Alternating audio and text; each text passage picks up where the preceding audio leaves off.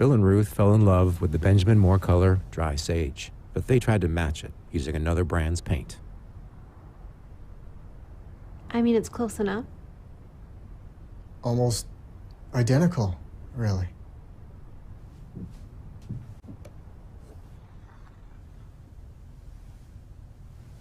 Yeah, there it is.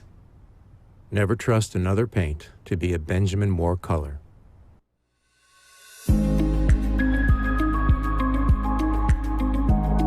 There are limitations in all healthcare sectors, Correct. not just this country, Yes. where the numbers will surpass the amount of doctors and nurses to provide that quality care. We're talking about holding a patient's hand, giving them the support, the emotional support that they need, advice. That gap, Yes. you are providing that pivotal gap, so that really makes you stand out from all other NGOs as far as my experience goes. As I actually go into the homes also of the patient.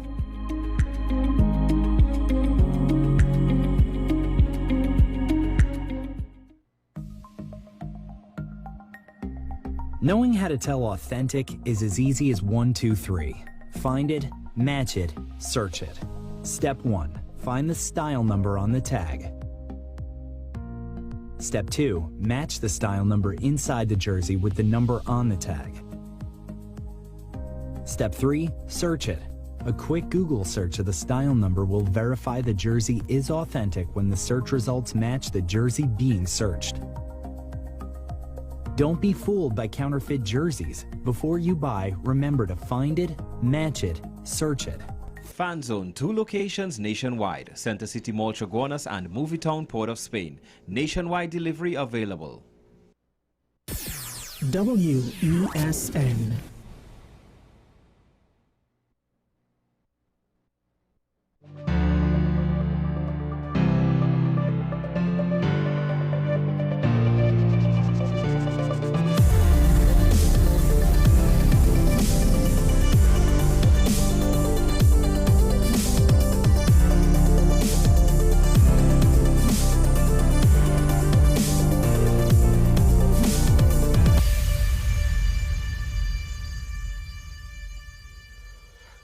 Good morning. This is Talking Point. I'm sure Michael Small, and once again we are approaching the anniversary of one of the most infamous points in our history. A point in time that arguably has had multiple different repercussions for our society, and that has been discussed, debated, and perhaps some of it is not necessarily causation, some of it is merely correlation. However, the fact remains that it has made its mark on our nation's psyche. And I think it's very interesting to hear about those times and to listen to what's being said about any potential in the future now, in 2026. DCP of Administration Junior Benjamin made a statement. I'm not sure if it was based on a question or if he decided to do so unsolicited, but he made a statement that, quote, "We in the police service continue to put things in place in terms of the number of officers we have in the parliament or the officers we have all around. Our intelligence has increased, and we are in a much better position now than we were then. Even with the quality of the training we have for officers, something of that nature, I think, would be something of the past. We don't ever keep our guard down." So it might have been a response to a question with regards to if this could ever happen again.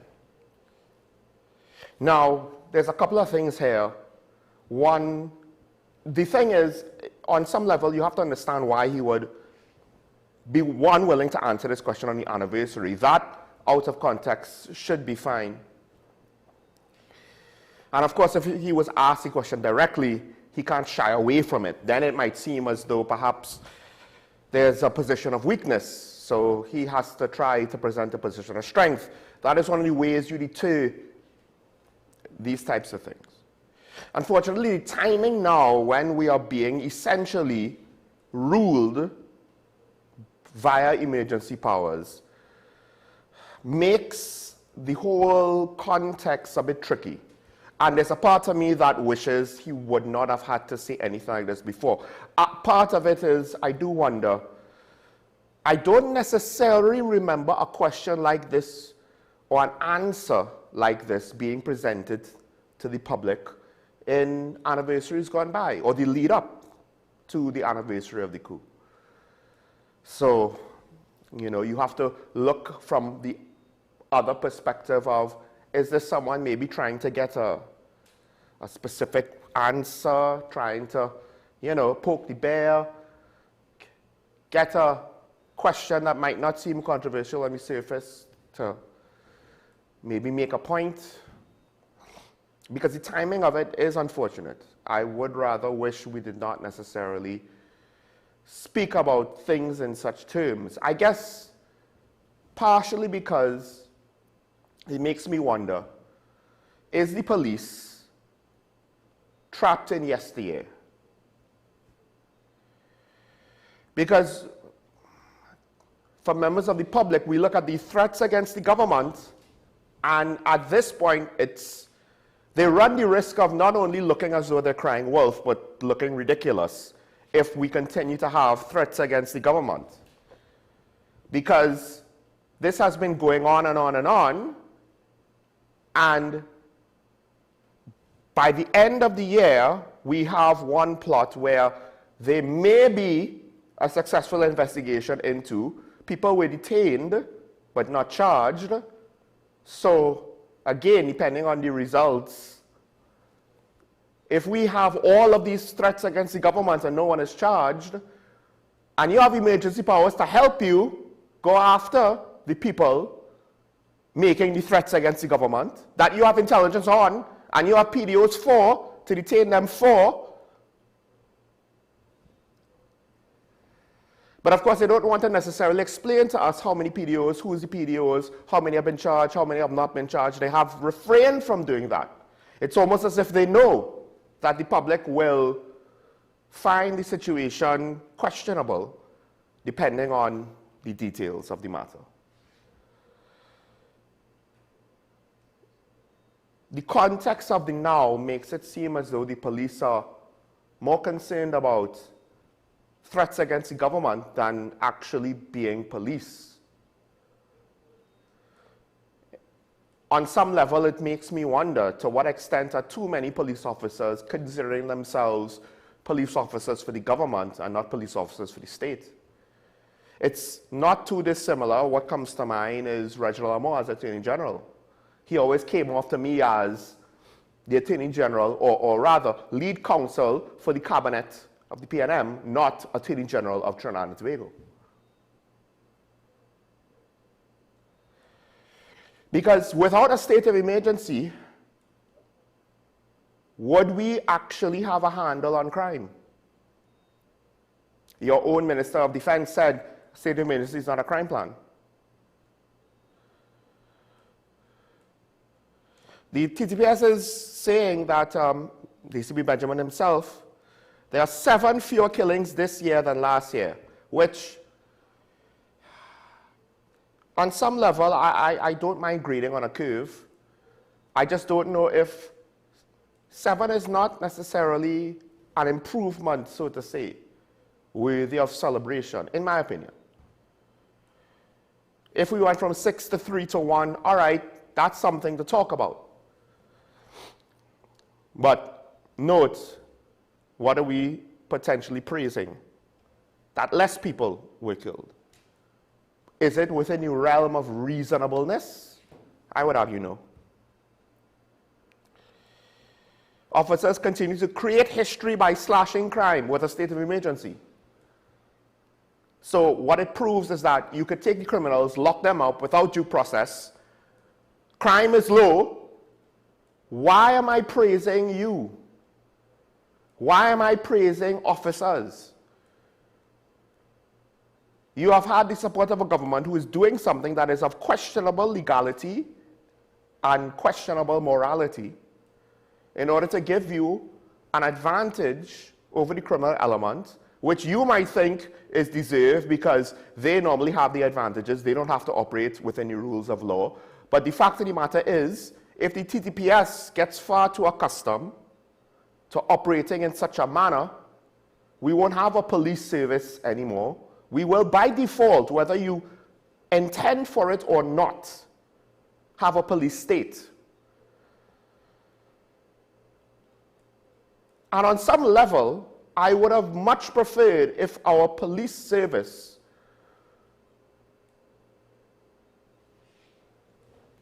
would have displayed a greater degree of awareness over the severity of a situation that on the surface looks fine, and in the short run looks fine, and in the long run could be very bad. How could it be very bad, you say? Well, let's not go to the obvious. Let's go to the unobvious, because right now the Law Association, you know, the very same Law Association the Prime Minister heavily criticized, is now coming to the defense of the judges who came to the defense of the state's case. The Law Association has expressed concern over personal attacks against Court of Appeal judges following their ruling in the Hadid case. It says, while robust public debate of judicial decisions is legitimate in a democracy, criticism must remain respectful and not descend into unfounded allegations that impugn the integrity or independence of the judiciary.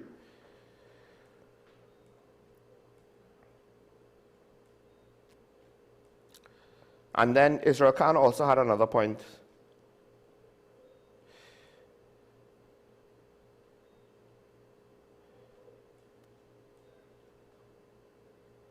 Respect for the rule of law requires that disagreements with judicial decisions be expressed responsibly and that confidence in our constitutional institutions be preserved.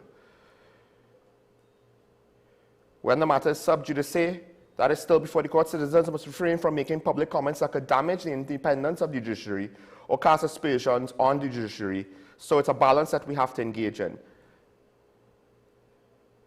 Now here's the part where the police might not be fully aware, because no one ever accused the police executive of being good at their public aspects of their job.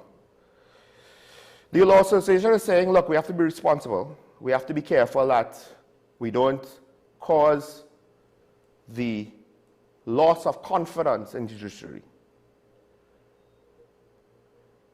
Israel Khan is saying we have to be careful that we don't damage the independence of the judiciary. Now, here's the thing though. What happens when the public, whether rightfully or wrongfully, perceives that independence to be damaged by the judges themselves?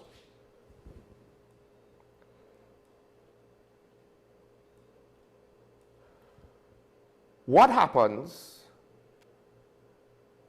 when the public interprets the decision of the judges to potentially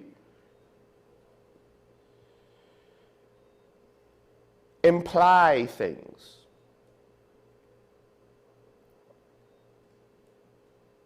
Because one panel said, let them go, and another panel said they can't be let go. One could argue, how is that supposed to be interpreted by members of the public?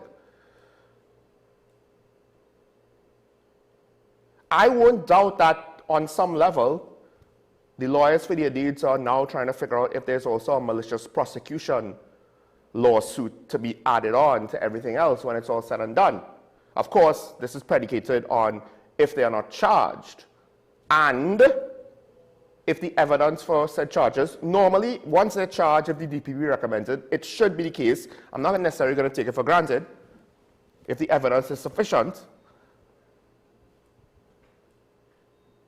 and as long as they're just being held under PDOs, this government needs to win every election in perpetuity in order to keep this ball rolling, because once the gravy train stops, those lawsuits are going to come in hard. The problem is when the Law Association is talking about undermining the public confidence in the administration of justice, the key is it a minority utilizing debate to undermine the confidence in the administration of justice, or is it of failure to manage public expectations leading to independent consensus. That's a bit of an oxymoron. Individuals of society coming to independent conclusions for the most part, and that consensus being one that then questions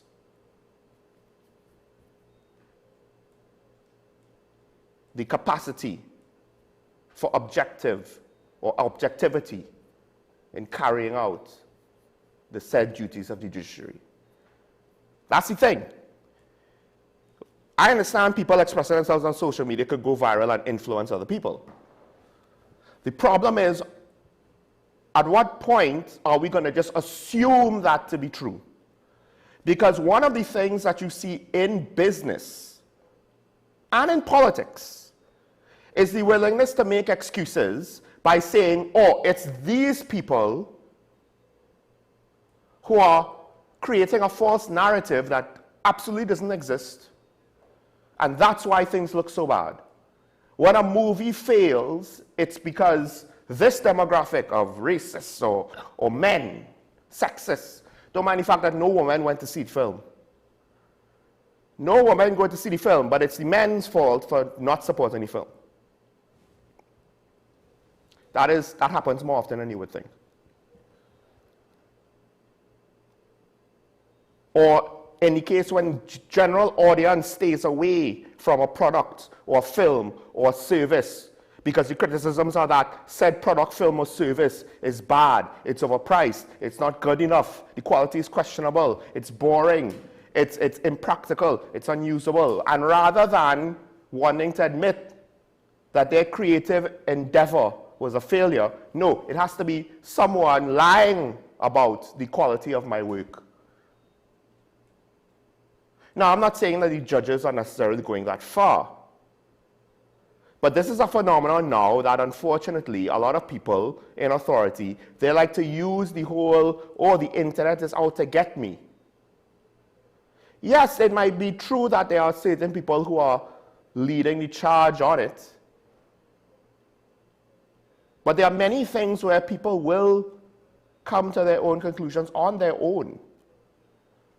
And now the question that I guess the judiciary, the law association, and lawyers have to ask themselves is, to what extent do we have to now consider the court of public opinion? Because the flip side to all that I just said is that it's not as though the judiciary are supposed to make their decisions based on the court of public opinion.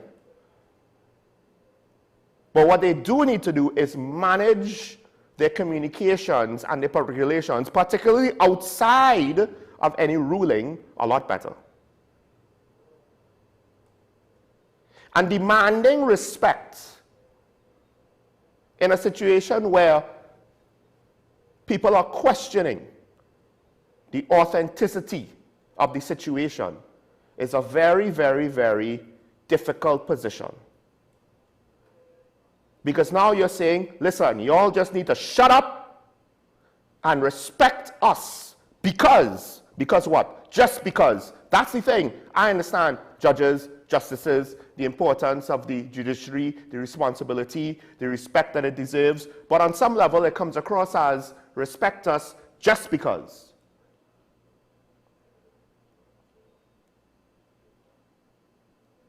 But the problem is, it's not that the judiciary is doing anything egregious. It's that they have been, unfortunately, involved in a situation that the government has mismanaged, where the public, over a period of time and due to multiple bad public communication utterances by various members of the government and law enforcement, has come to distrust overall the police and the situation when it comes to criminal justice. And they already had people speak out against the judiciary as part of the criminal justice system from since the protests for Kaya Sealy. And while I came and said you need to leave certain groups of the criminal justice system out of it because they didn't weigh in on that case yet, they didn't have their footprint on that case yet, they didn't make any decisions on that case yet. Yes, I know the DPP advised that there's sufficient evidence to charge, but he could only determine based on the evidence put before him. And judiciary, they didn't do anything at all. But at the end of the day, that should have been a wake-up call with regards to, listen, we could do what we have to do. We just need to not be naive about it. And on some level, I think what the Law Association and Senior Counsel Israel Khan doesn't understand is the court of public opinion is not fair. No one controls it, no one owns it, no one can instruct it, no one can demand anything of it. And that includes any mythical social media poster that wants to drive the narrative. Yes, you could influence, but if you influence in bad faith, you run the risk of being called out, caught out, being discovered, and then you lose all influence whatsoever. But also, lawyers, the Law Association, you can't make demands of the court of public opinion. It doesn't work that way. You can't just order people to stop and they will stop. What will happen is, instead of being seen as an objective third-party observer whose opinion we could turn to, hopefully to try to find some sort of clarity in the matter, some members of the public are going to then start to lump you in with whatever ills they see in the criminal justice system. Because your arguments are, on some level, settled on the surface. Don't do this just cause. And I get it. You can't necessarily explain fully the decision that these judges made. And of course, the matter is not actually completed. But that's not the point. On some level, I think we need to stop trying to demand things from the public sentiment, from the public discourse. Stop trying to control it artificially and not understand it, and not understand how it's affecting you, and not understanding or not even trying to do anything to deal with it in a direct way. That is to say, what are you doing to cause the situation, and how could you potentially affect it? And it's not easy. If it was easy or obvious, then you wouldn't be in this situation in the first place. But I'm telling you, you run the risk of being lumped in. And once you're lumped in, then you will be disregarded or seen as illegitimate. It doesn't matter if it's true or not, because I don't understand what it is that people in certain positions don't understand. The court of public opinion owes you nothing. The court of public opinion, you are entitled to nothing of their consideration. It is a hard, unfair taskmaster that is always too demanding. But if you want to be in public office, that's the point. You have to bear with it. Most people don't want to do so, so they refrain from public office. The police don't want to bear with it, but yet they still want to be in public office, be on the executive. You have ministers that don't understand it, but yet they want to be ministers. It's almost like if serving the public, listening to the public, trying to guide the public, teach the public, help the public understand. These are functions that matters not to them. And at this point, if the Law Association is going to put themselves in this position, well, what am I supposed to do now? Who am I supposed to turn to try to inject some sort of balance into the equation if the public is going to disregard what you have to say, depending on how they interpret what you have to say?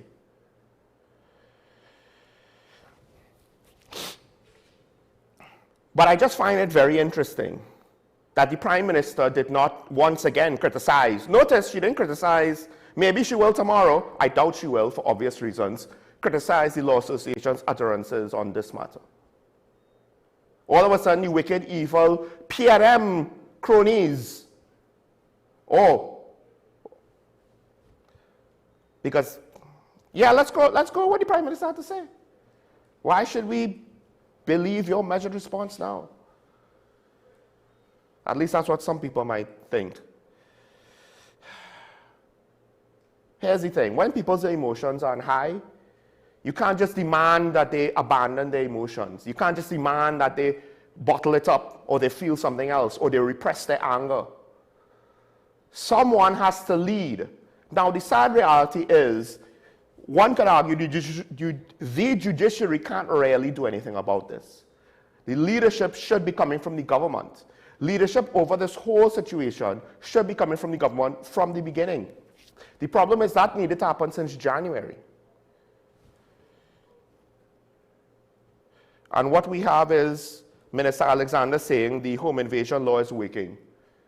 However, when I peruse the law, this is essentially the stand your ground law. Yes, it made home invasions a criminal act, but I don't really see what it had to do with empowering the police in any more significant of a way. I didn't realize home invasions before the Home Invasion Act were legal. Yes, you reclassify it, but was it legal before? Because I've constantly said, what did the stand your ground law do?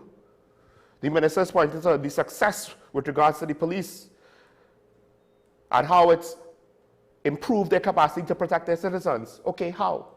How did a stand your ground legislation that made a criminal act into a criminal act make things easier on the police to deal with the criminal act? He hasn't actually explained that part.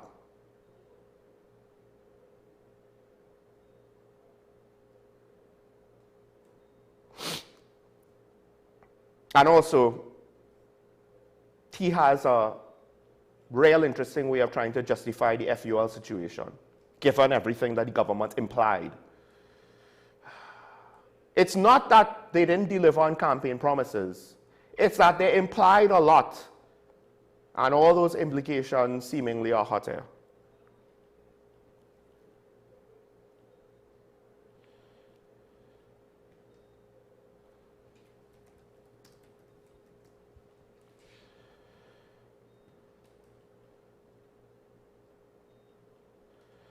Now, Opposition Chief Whip Marvin Gonzalez here said the home invasion legislation has proven yet again, like the SOE, that the UNC has lied and misled this country by selling this initiative as a silver bullet solution to the intractable issue of crime and criminality.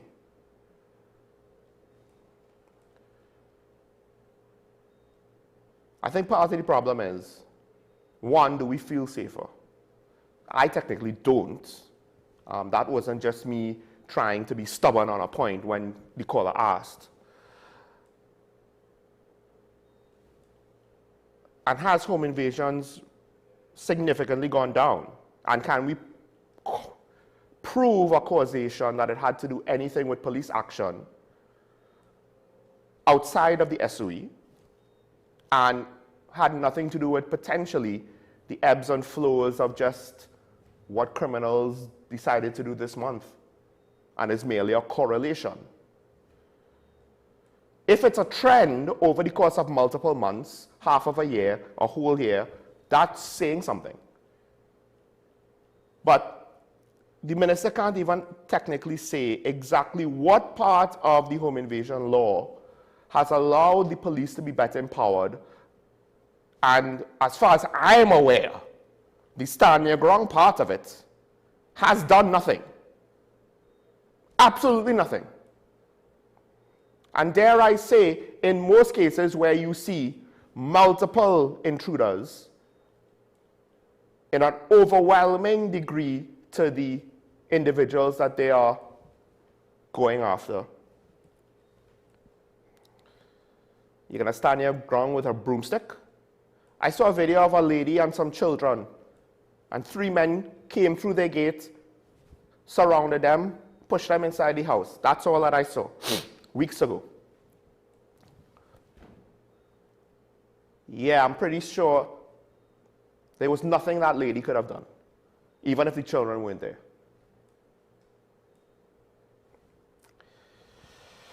But it's fine. We will continue to be ruled by emergency powers. And there's nothing wrong with that, apparently. Nothing at all.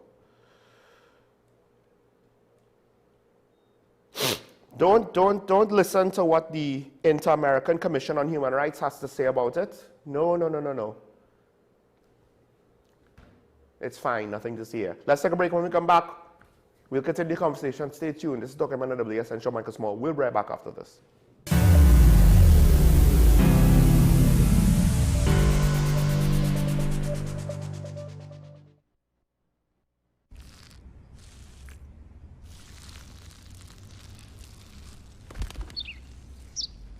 Maybe he landed here totally by coincidence.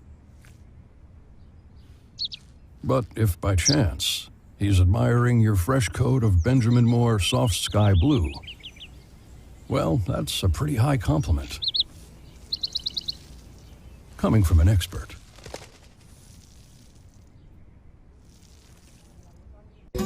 Take some time for yourself or spend some time with the family at Sandy Point Village Hotel. Enjoy our various studio and suite apartments, self-contained with their own kitchenettes and Wi-Fi. We also have our famous 100-foot swimming pool and our beachfront restaurant, the Steak and Lobster Grill. And our location in Crown Point puts us near the center of activity from the nylon pool to the local nightlife. Call us and make your reservations at 639-8533, 389-2378 or email us at sandypointvillagehotel@gmail.com. Knowing how to tell authentic is as easy as 1, 2, 3. Find it, match it, search it. Step 1. Find the style number on the tag. Step 2. Match the style number inside the jersey with the number on the tag. Step 3. Search it.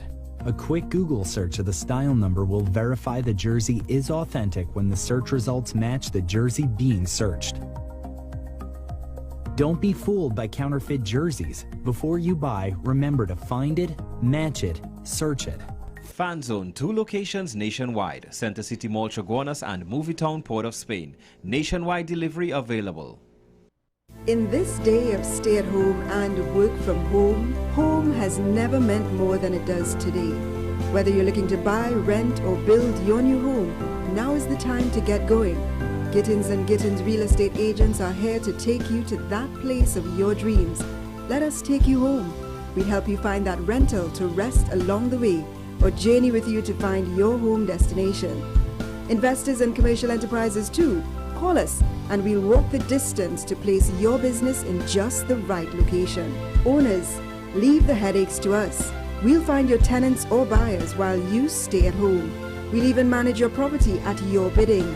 Anything real estate, come home to Gittins & Gittins Real Estate. Call us at 760-3280 or 747-1220 or visit us at 16 Fifth Street in Woodbrook.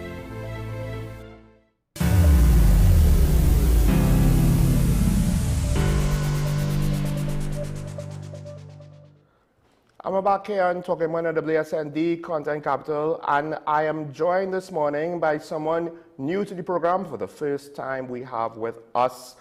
Someone who has been in this political space for, a little bit of time. We have one Marsha Walker joining us here on the program. Ms. Walker, welcome to Talking Point. Good morning, and thank you for having me. I've been on WESN so many times. I can't believe it's the first time I'm on Talking Point. Yes. I mean, you have, but I was like, yes, it is the first time. Very rarely do I get to welcome someone for the first time in this space. Of course, the usual suspects with regards to current events.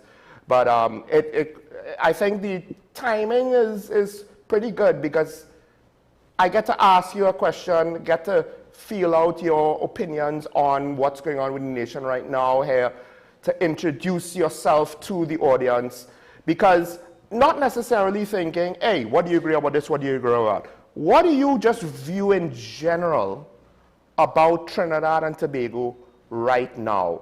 Because I have my opinions that the audience has heard, and they've heard the opinions of others on the show. So before I potentially pollute and influence your opinions, why don't you give me yours, and then we could, who knows, maybe you'll change my mind on a few things, or maybe you will just push me further towards the edge.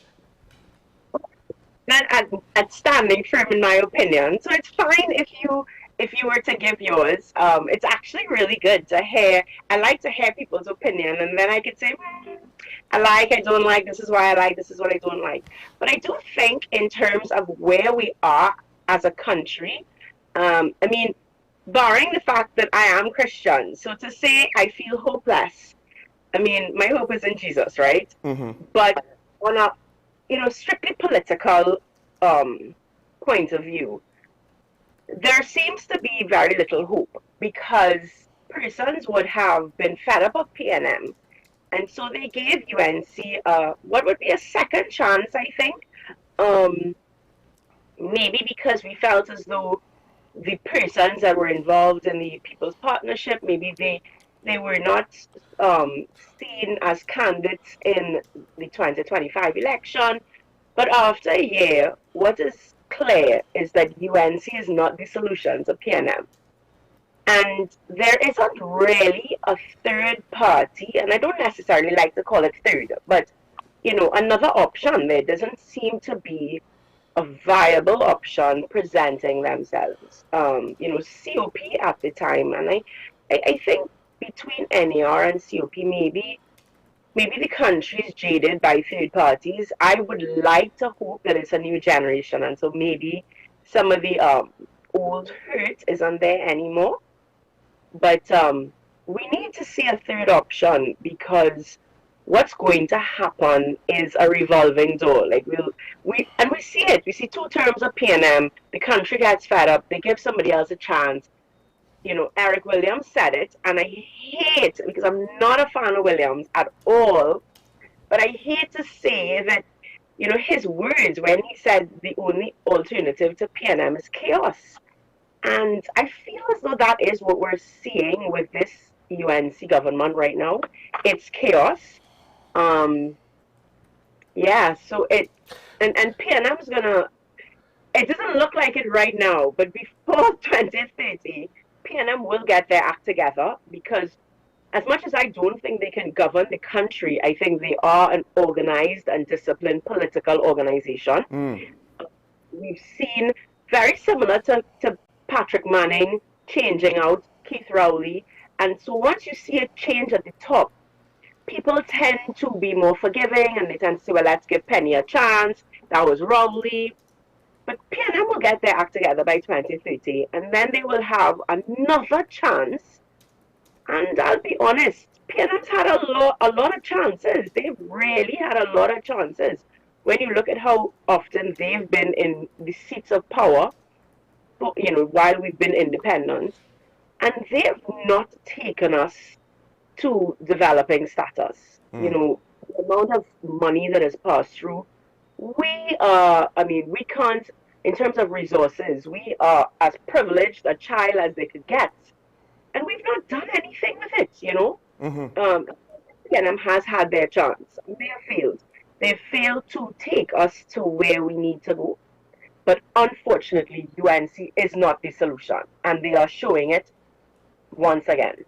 Well, one of the things before the election, speaking to various potentials in the political space, let me put it that way, was seemingly their observations that a lot of their peers wanted nothing to do with politics. So I'm talking about people from their early 30s all the way to their late teens, early 20s, right? Educated young professionals in the field of law, medicine, communications, business administration. And after the election, just after, there was a little sense of maybe renewed hope. And perhaps more young people might have been thinking, oh, maybe now is the time, we're seeing more constructive, positive messaging. Maybe the bacchanal is done and we could enter into politics. And one of the things that alarmed me, and the audience might not appreciate this, but I was somewhat resistant to it, was just how quickly things kind of took a turn. And there's a part of me that has to ask, almost like if it's a check on both myself and even on you, to just ask, are we maybe being too premature because it's only been a year? I mean, I'm asking this even though technically I kind of see it like you, that's on the record every morning, right, for the last few months. It's only been a year, and I think also what's telling is that it seems as though the very same young people who might have considered entering into politics are now right back where they started, and they don't necessarily want to enter. How did the perception get here within just basically a year? Okay, so because I started off in activism as a parenting activist, you'd find that I tend to go back to parenting all the time as examples and analogies, right?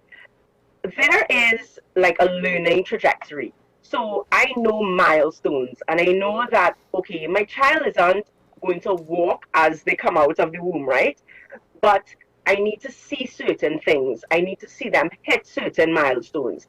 And if they fail to hit those milestones, and they fail to hit it by a long shot, then I know they're not going to walk by one, talk by two, whatever, you know? And I think that that's what it is. No one is expecting UNC to solve 10 years of PNM incompetence. They're not expecting that. No right-minded citizen is. Now, one, UNC did make a promise. So they did say, for example, they had the plan to solve crime. And you need to know where the country is at. And UNC knew where the country was at, because they'd spent 10 years in opposition. They've seen the budgets, they've seen the finances, they don't need to be in government to know that the country was in a poor economic state, the crime was out of control. They knew we needed a solution, and we needed solutions quickly. As I said, I don't think the country is expecting the murder rate to go from 600 to 0. I don't even think they're expecting it to, let's say, go from 600 to 300. But we're expecting, one, as you said, a different level of conversation.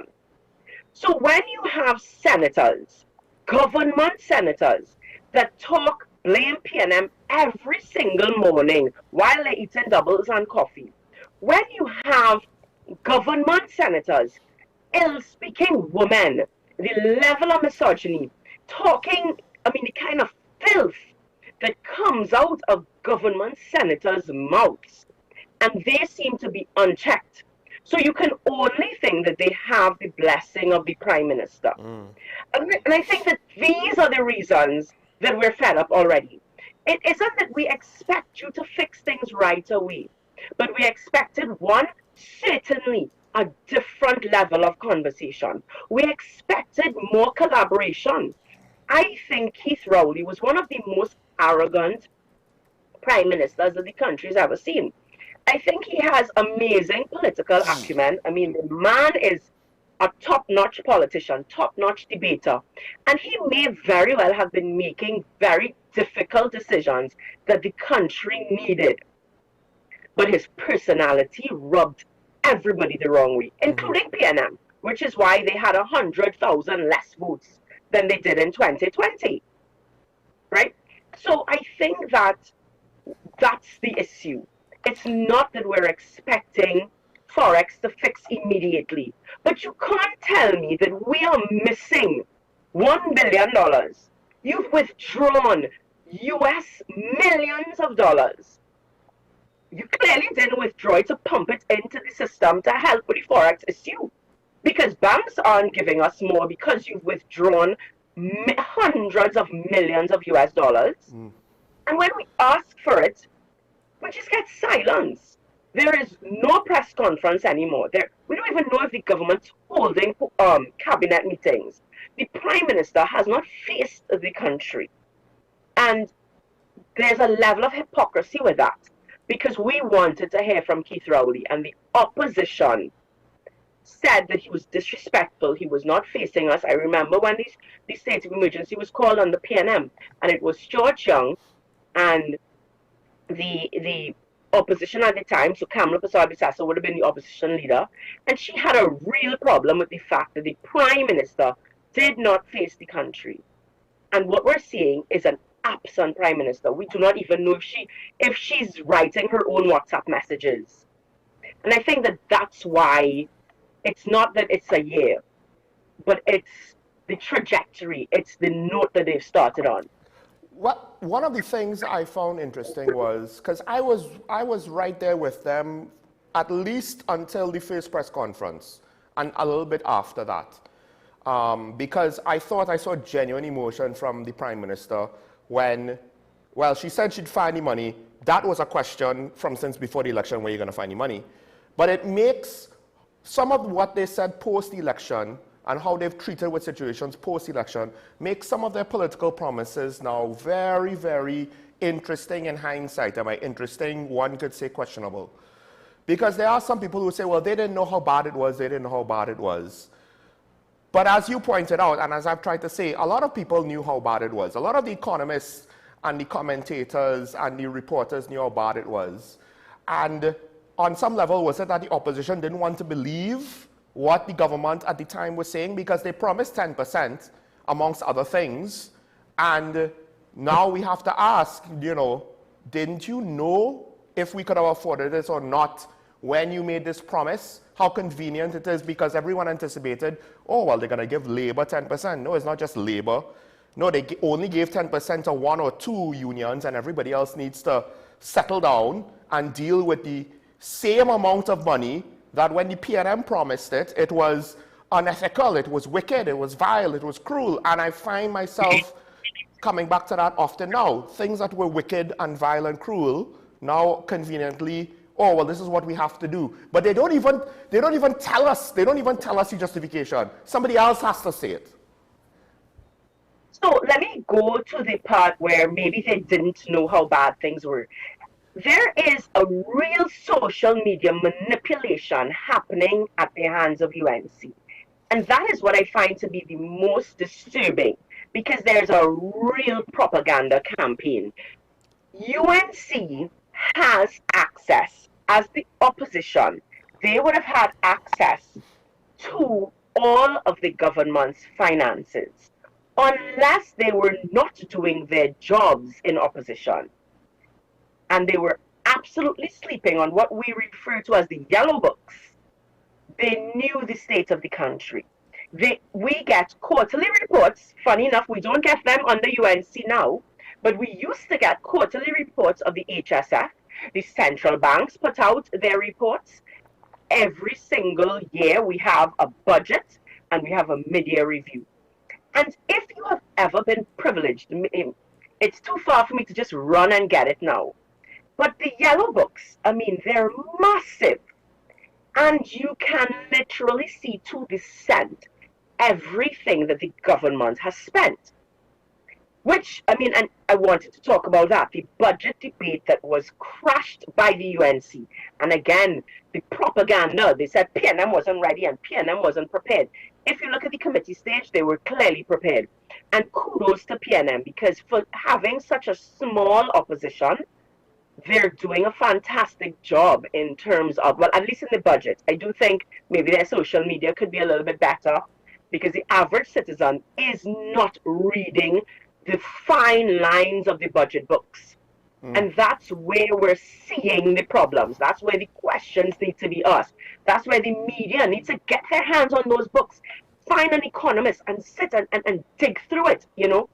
But even that, when Marlene Atts spoke about the $19 billion that she saw that the Minister of Finance just simply neglected to mention. But she would be an economist, so she would have taken the budget books and she would have gone through it. And she spoke about the $19 billion. And what does UNC do?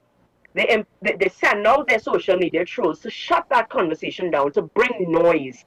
And so the average citizen just cannot pass through the noise to see that this government has, I mean, off the top of my head, you have the Prime Minister's travel.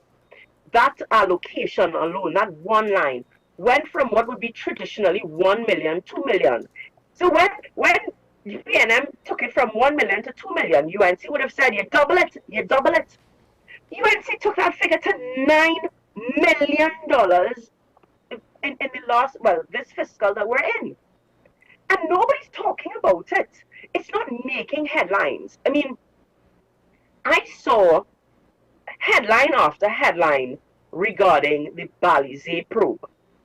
And I'm thinking to myself, I mean, apart from the hypocrisy of the Balizé probe, because at the 1 year celebration, I think it was the 1 year celebration, we had one individual purchase a painting of the Prime Minister in her youth for $200,000. One fundraiser, one item earned the UNC $200,000. Nobody's asking to probe if that guy is getting extra contracts. Nobody's asking to probe the UNC. How do they pay rent every month? I mean, the UNC is well known for taking a percentage of their MPs, their senators, their councillors. I'm not exactly sure of the entire list, but certainly their MPs, senators, and councillors pay a percentage of their salary every single month. Members of us, the UNC, and remember I was a member, so I understand the internal dysfunction. I don't want to say internal workings because it didn't work. And that was something, I mean, I think Anita Haynes raised the issue about a month ago. We warned you, because if you cannot govern your party, you certainly cannot govern the country. And the political leader of the UNC refuses to give the accounts of the UNC. So imagine your part of your salaries coming out every month, but you're not seeing, we didn't even buy the land yet after 30 years. What's going on?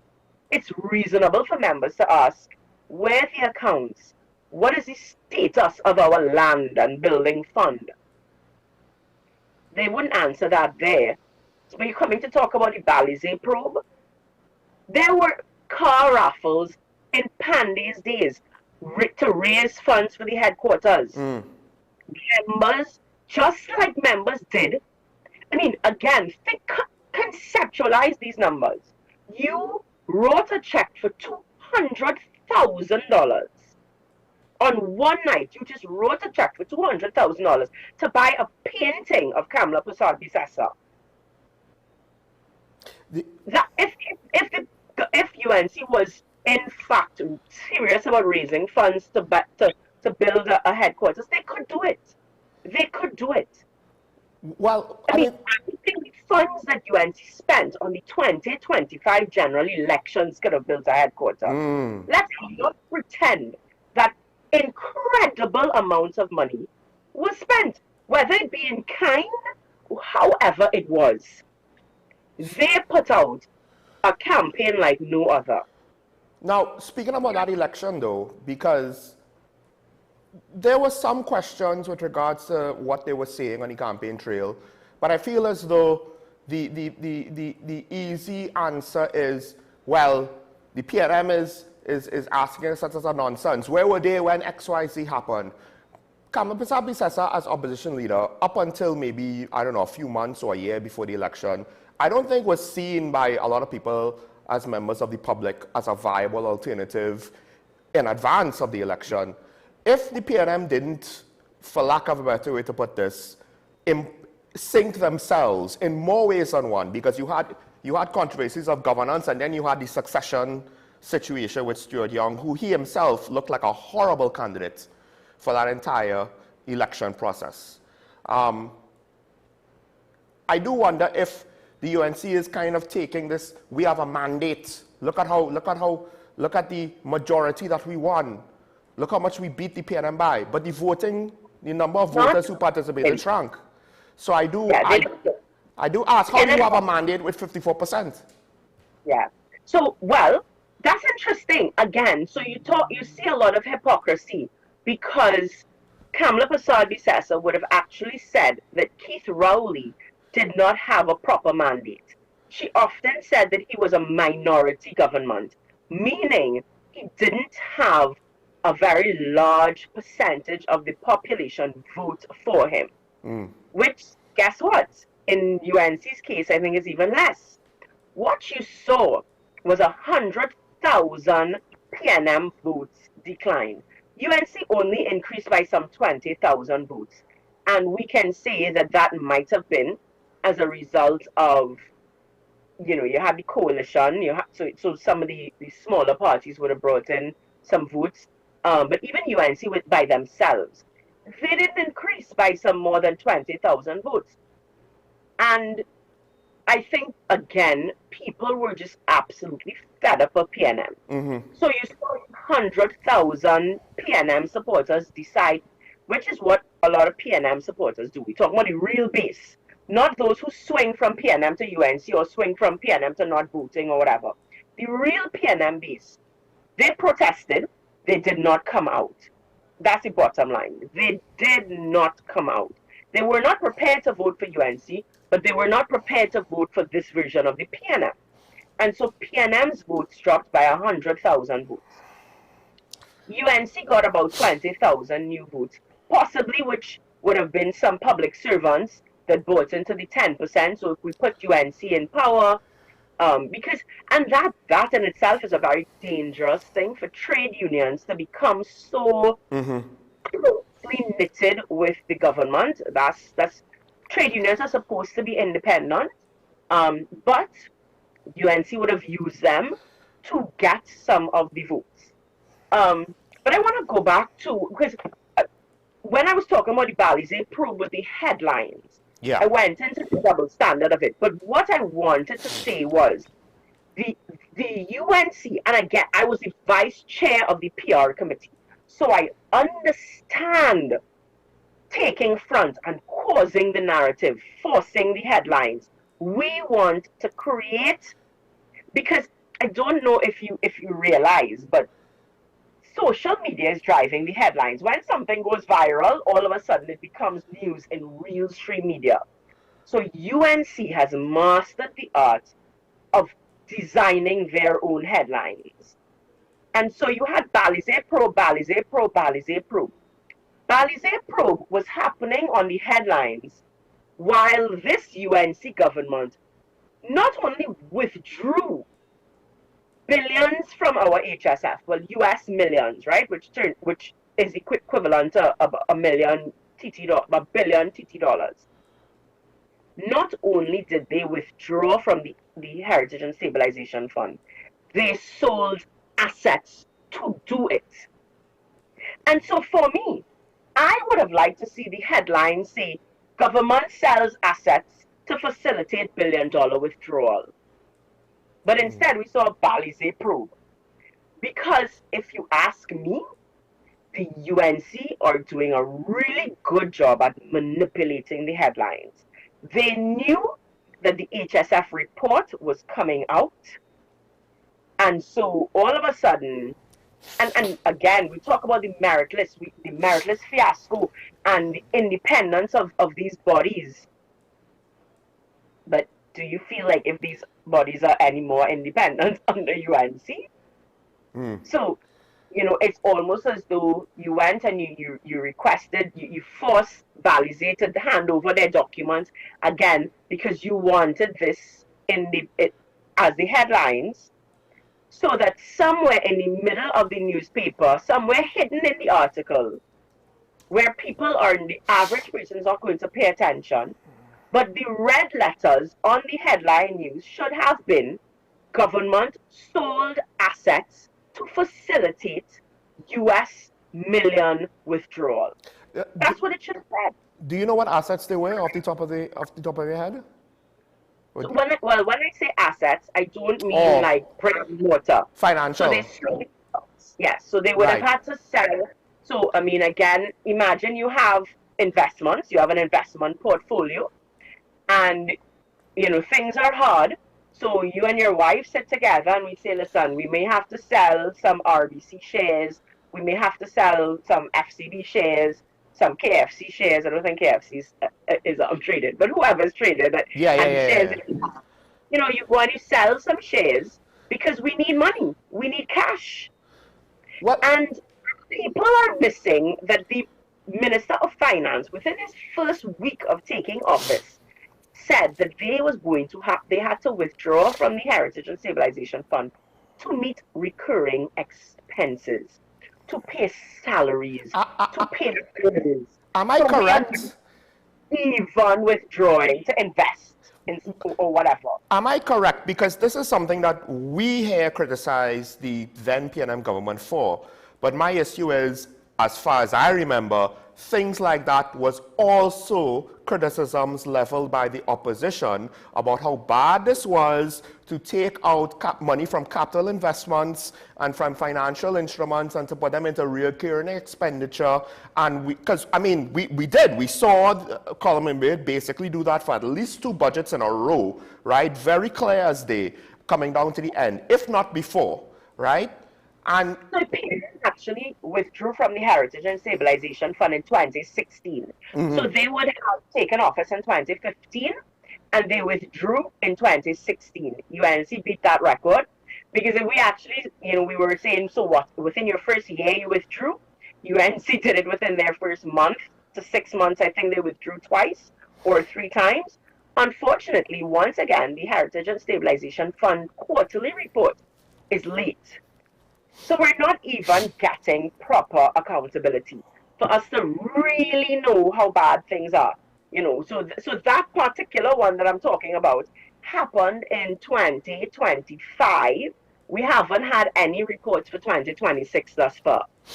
One of the things I find interesting is that, as you've alluded to this with something you said at the beginning, they were in opposition. They criticized everything. They spoke out to everything. So one would think that they would have literally had a front row seat with regards to what not to do. So I find it very strange that in some cases, with regards to the budget and finances, they're basically doing the same thing the PNM did. All of a sudden, there's, you know, the criticisms aren't valid because we're doing it. And then with regards to public relations, to simplify it, as you also alluded to, it's worse. Whether the messaging is worse, the messaging is non-existent, the leadership is non-existent, the presence is non-existent.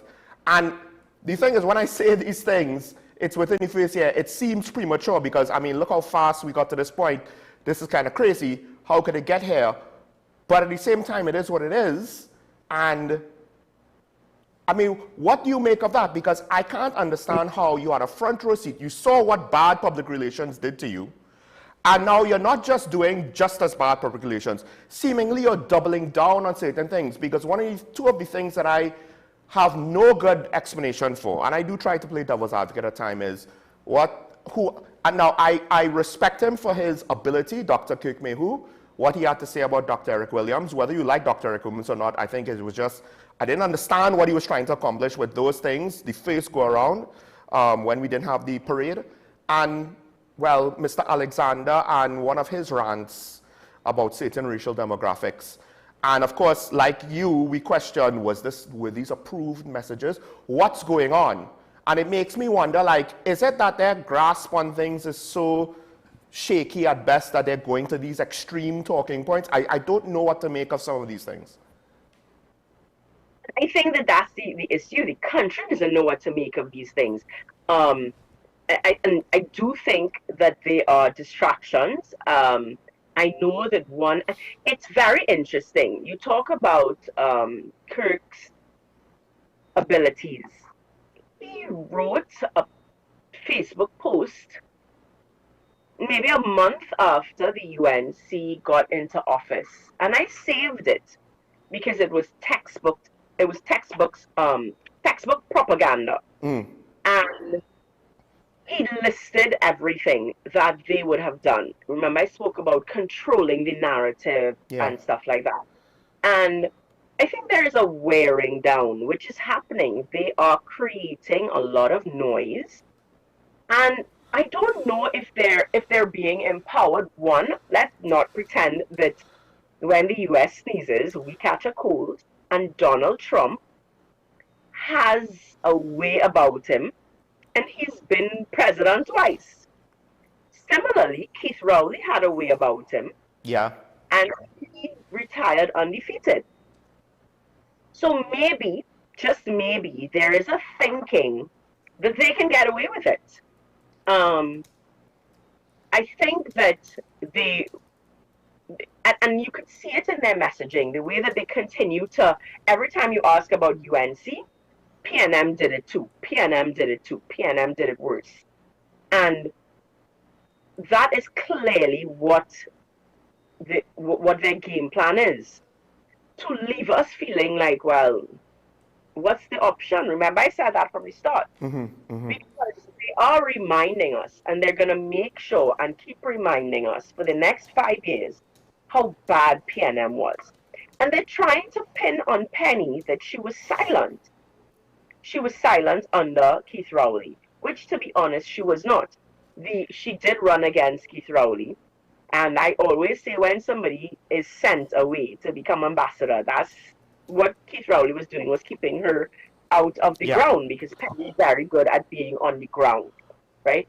She's not as, I don't think she's as charismatic. She's, and people, you know, consider her weak, I guess, because she's not loud. She's not in anybody's face. You see it during budget presentations. You see it in Parliament. She's not a strong debater. So that, you know, sort of, I guess for politics is the art of being seen, you know, that gift of gab, which of course Keith Rowley had. She does not have that. But what she does have is that ability to be on the ground. She is everywhere in everyone's business. She attends everything. I do not know when she sleeps, but she is everywhere. She's shaking hands of the PNM members from north to south to east to west. And that's what she's good at. That's what she's known for. So I do think that Keith Rowley would have been, again, give Jack his jacket. The guy is an excellent politician. And so he would have, you know, that Manning faction, I call it, you know, Amory Brown, all of them, he kind of send them away where they can't do any groundwork.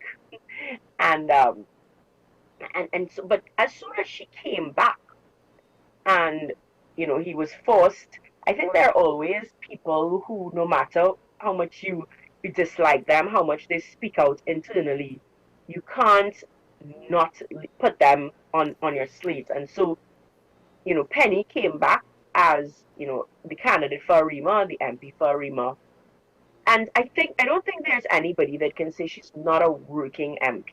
Right. You know, so the thing is, I mean, you said I think Stuart Young is gaining a lot of popularity, to be honest. Really? You spoke about, and I'm in a lot of political chats. I like to listen. I like to be on the ground to hear what people are saying. I think people did not like Stuart Young in the beginning. Certainly, they didn't appreciate the way that he got leadership of the party. But Stuart Young is doing a phenomenal job in terms of holding the government accountable. He is doing the work inside of Parliament. He is, and anybody that really pays attention to Parliament, Stuart Young's on the ball. He's doing the work, and he's really keeping them accountable inside of Parliament. And you're seeing him walking his constituency. You're seeing it. Well, so, as I said, PNM will get their house together by 2030, unfortunately for Trinidad. Here's the thing, though. I don't see. Pardon? Here's the thing, though. So when the government says, well, the PNM did it, my whole thing is, yeah, they did it and they got voted out. So I don't know where two wrongs make a right. Exactly. So we're going to vote you out, too. Right. But here's the thing. What I don't understand is some of the decisions they're making, at least to me, and maybe I'm politically naive, is either potentially going to make things better for the PNM by getting rid of some questionable persons who the government seems to be politically targeting, and I'm like, hey, getting them out of the PNM is a net positive for the PNM, not a net positive for you. That's my opinion. But also, things like when you're kind of proving Stuart Young right, you know, where are you going to find the money? Well, from the pockets of the citizens with all the taxes and fines and fees, right? Like things like that where you're doing the PNM's job on some level for them, and you're potentially pushing voters, particularly with there's also on the ground some aspects of who might all of a sudden, whether they were PNM supporter or not, and were just a neutral third party, basically get lumped in as a PNM supporter and disregarded by the government, and you're pushing people towards the PNM. I mean, the current situation that's playing out in the courts over the last few days, that potentially is also pushing a demographic towards the PNM. And one of my concerns, however, because I agree with you in that the PNM could be organized enough, the rate how the government is going to win the next election. My fear is that it doesn't matter which party wins, they're not actually going to learn the right lessons. So the UNC, if they win, they'll double down with whatever it is they're doing now. And the PNM, they're not going to win because, well, they righted the ship, they learned the lessons, and they came new and improved. It's going to be more like, well, we reorganized, and they imploded, and we just need to look better than them, and we win. And I fear as though we're just going to get either more of what we have now or more of what we had a year ago. So our culture is that we vote out political parties. We don't vote them in. So someone does bad, and the idea is let's team up, which is why even with third parties, your entire mission cannot be vote out, get out somebody, you know. But that is where we're at as a country, unfortunately.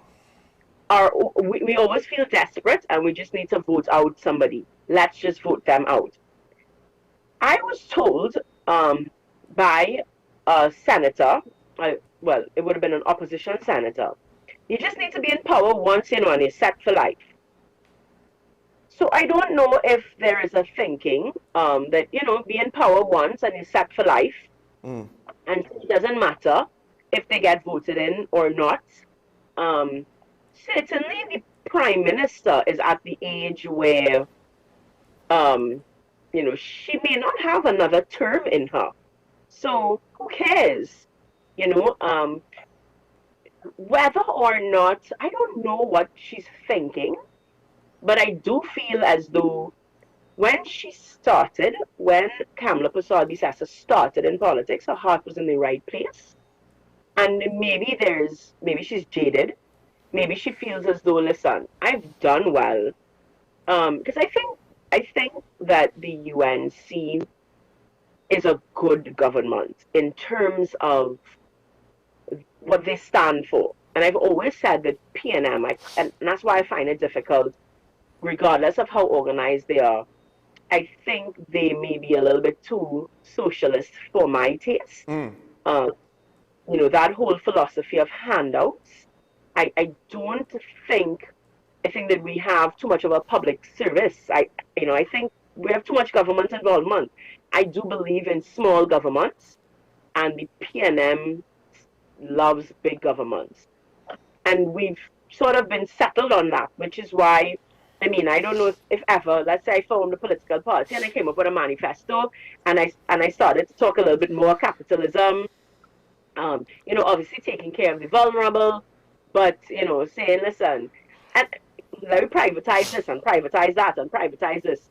The other people will turn that into something, and persons who depend on a corporation work or HUC house will see that they'll never vote for me. And so that is why I always think that UNC was a better government. I do think that they believe in human capital and developing human capital, or at least believed in it. I don't know what they stand for right now, to be honest. The team of persons around Kamla Persad-Bissessar are not competent. They have no vision, they have no ability, and very few of them could get a job outside of a Kamla Persad-Bissessar government. That's God's honest truth. And is this cabinet? Dangerous. Is this cabinet you're speaking about, or staff? Cabinet. You know, I mean, and I don't mean to insult anybody, but some of these people, and I could call their names, even with some, and a lot of them have degrees and 2 degrees, but they were all unemployed. They were all unemployed. They're not employable. You know, something that I always say if you're looking for a candidate, and this is something that I preach all the time. First of all, there's no third party coming or organizing. PNM and UNC, as you say, them are changing. They're just happy to do the Fitzgerald Hines said every now and then people come off the beaten path and then they go back. So PNM happy to take their 5-year break. And I think the issue is that sorry, yeah, my daughter just came to say that the baby is up. Okay, all right. Yeah, so I think sorry, what I was all right. So I've always said that what we can do is control what we can control. And so for me, I think whoever is your MP, whoever the candidates in front of you, pick the best person. And then hopefully what we will have is 41 good people inside of Parliament. And let the chips fall where they may in terms of who become Prime Minister, which party leads and whatnot. But if we continue, you see that thinking of you could put a crapo in a Balize tie and you'd vote for them, that is what we need to force the both parties to stop doing. So I always say to people, look at who this person was before politics. Is it that you were employable before politics? Were you a good businessman before politics? What did your family life look like before politics? Because we need to buy into that individual. If it is that your entire political career started with where they had a party card, so you get a corporation work, so you move up the chain because of a party, and your only success has been loyalty to party, that is not the person that we want in government. That's the truth. Well, here's the thing though. Outside of politics, who have success outside of politics. I agree with you, but the voters vote on the basis of the political leader and the party, not on the candidate. And then so we get what we deserve. Because when you have internal strife in Parliament, even the public seemingly has the expectation of, well, yes, they're supposed to vote the party line. And I'm like, but you're the member for constituency X, Y, and Z. Aren't you supposed to be representing those people? Right? And I said it. It seemed as though with regards to the UNC, the PNM on some level, I think, is more democratic, and that's why you have the internal turmoil more so. But with regards to the UNC, they seemingly are very much on political loyalty. The difference is the PNM can't necessarily get it that buttoned up. And we get what we get. All right, there's so much more that could be said, but I guess I'll just ask you, what do you think is maybe the one next step, just the one thing that we, the public, need to do if we want to try to see a way out or a way forward, even if it's just to prepare? So there are two things. Get involved. Thank you. I say get involved. I don't know. I don't know how to get involved, I'll be honest. I don't know at this point how to get involved. Because I'd be a hypocrite. I can't see myself joining PNM. Some people say, Marsha, you have to. I left UNC because I'm not very good at turning a blind eye.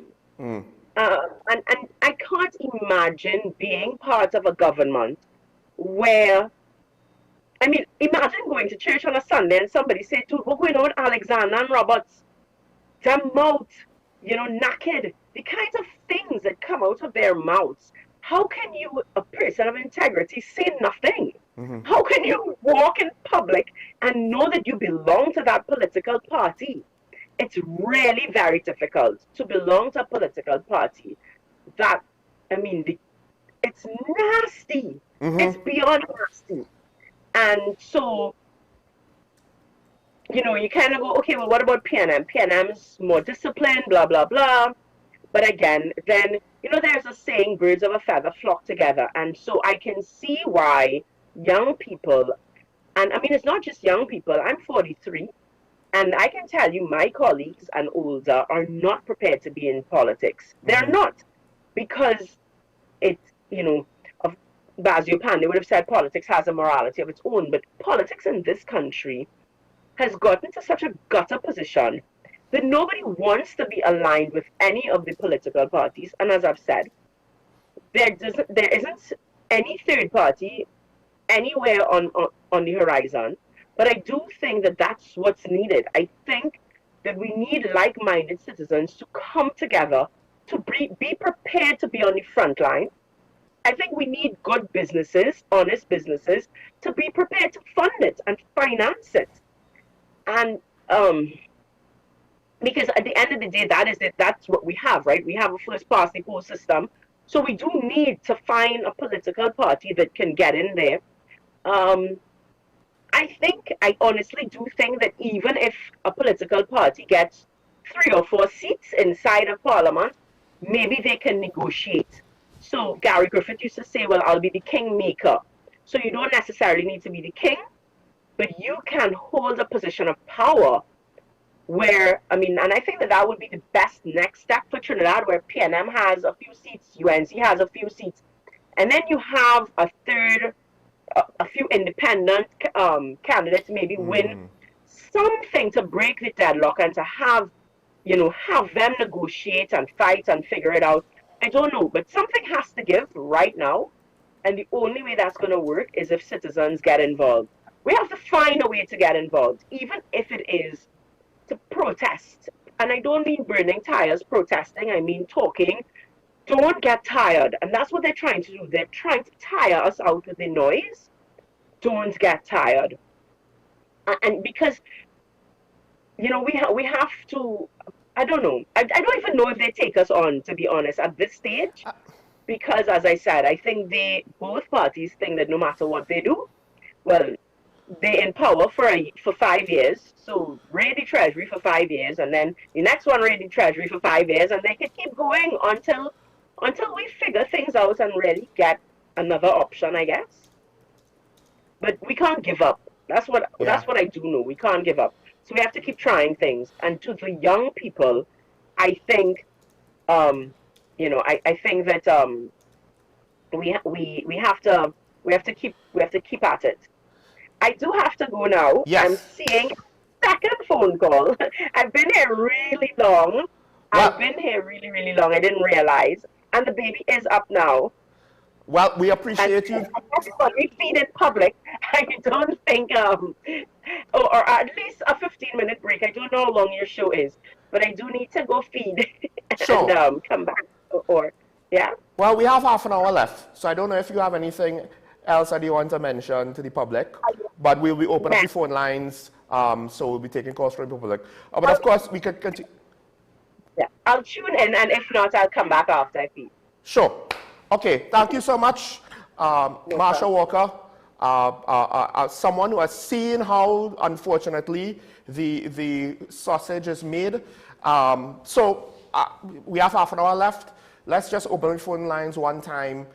You could call in, you could call it. I'm sure there'll be some people who disagree with Ms. Walker. There'll be some people who agree. All I ask is that you stay respectful. Note that there were certain points for both political parties that exist where she did acknowledge what she saw as their strengths.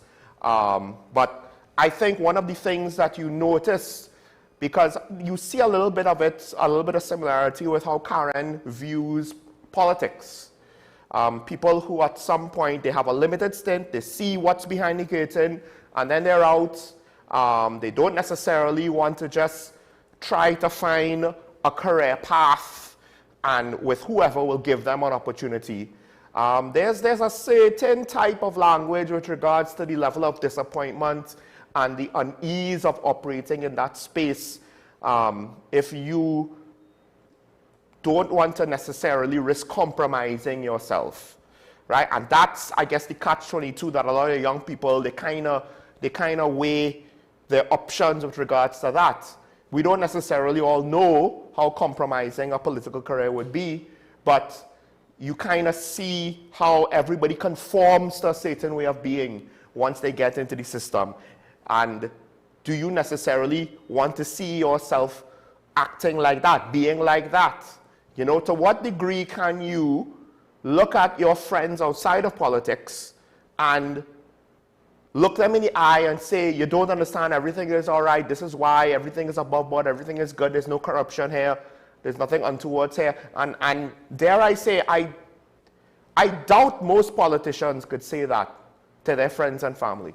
I doubt most politicians can justify what's going on and their part to play in it to friends and family. And I feel as though that's one of the aspects where some people, they don't want to be involved. As Ms. Walker said, you know, how do you look at people in church when they have certain hard questions that you are not necessarily responsible for. You didn't say the thing, but you're associated with the thing. And I like what she had to say with regards to we have to be more involved. And she admitted she didn't know how, because in reality, it is difficult to try and figure out how we as a population do not know how to do it. We have not, as a culture, figured out how we want to do it. What is the practice by which we will do it? And it's questionable if we will put support behind an independent or third-party candidate. That seems to be the most obvious thing. That seems to be one of the things where, look, we need to send a message, but we need for it to be a constructive message. Not participating at times could be indirectly taking a side. Because everybody who didn't vote for the PNM, even if they didn't vote for the UNC, they technically still took the side of the UNC. So, because they withheld their vote from the side that needed it more. And it's hard to necessarily, yes, figure that out until you see the results, but you're kind of giving away your power. You're giving away your power to somebody else, essentially. You're not exercising your democratic right and, more importantly, your responsibility. And, you know, she said you get what you deserve. I say you get what you pay for, because we're paying for it. We're paying for it because ultimately I feel as though politicians, they don't fully understand, but they do try to listen to us. Because they avoid certain things that they know would be way too beyond the pale. They avoid certain things. They avoid certain types of messaging. They avoid certain types of decisions. They avoid certain types of justifications. They don't necessarily get it right all the time, but they know enough to try to avoid certain things. So I think they do listen to us. The problem is they don't always listen to us, or they don't always understand what we're saying, and we ourselves don't always give them a coherent message. Because it goes back to the phenomenon, and I've never necessarily said it this way. Well, we complain about the government, but then we want the same government, the same politicians that we complain about. Yeah, but you'll fix the Constitution. You know, campaign finance needs to be fixed because you all are abusing campaign finance laws. But we want the very same people to somehow fix the campaign finance laws. The same people exploiting the system, that's who somehow we magically expect to fix the system. Why would they? And it's that kind of inconsistency of thought, which is expressed in different ways, that politicians look at it and be like, I don't have any clue what it is these people want. And at some point, perhaps that maybe incentivize them to say, well, they don't know what they want, so I will just do whatever I want, because I guess I know better than them. And then we get what we pay for. A gutter position in politics. I challenge anyone to call in and with a straight face tell me that our politics is respectful.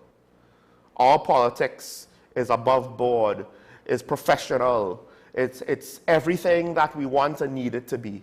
I dare anyone to call in and because what's going to happen is people are going to call in and say the party that they don't like is bad, and they're not necessarily going to be able, or they're going to try to shy away from speaking about the other side, the party that they support or the party that they just don't hate. Because that's what happens. We attack. We don't actually defend. We defend by attacking. We don't actually defend with, well, no, it's not that bad because they did this. It's not that bad because they did that. Or when we do, we don't necessarily see how hollow and limited the arguments are. So we are in a position where there is a disconnect on more ways than one with regards to the public on how to operate when the business as usual is obviously not working. Neither party is properly incentivized to compete in terms of governance and in terms of good policy decisions. They compete with regards to campaign financing, who has the bigger wallet, who has the better propaganda, who has the more efficient machine, who has the louder voice, who could say the more bombastic and controversial thing, who could get the most engagement, not who could make the better decisions, not who could win the debate of ideas on the merits of an argument, but rather who could win a debate of ideas by basically throwing shade.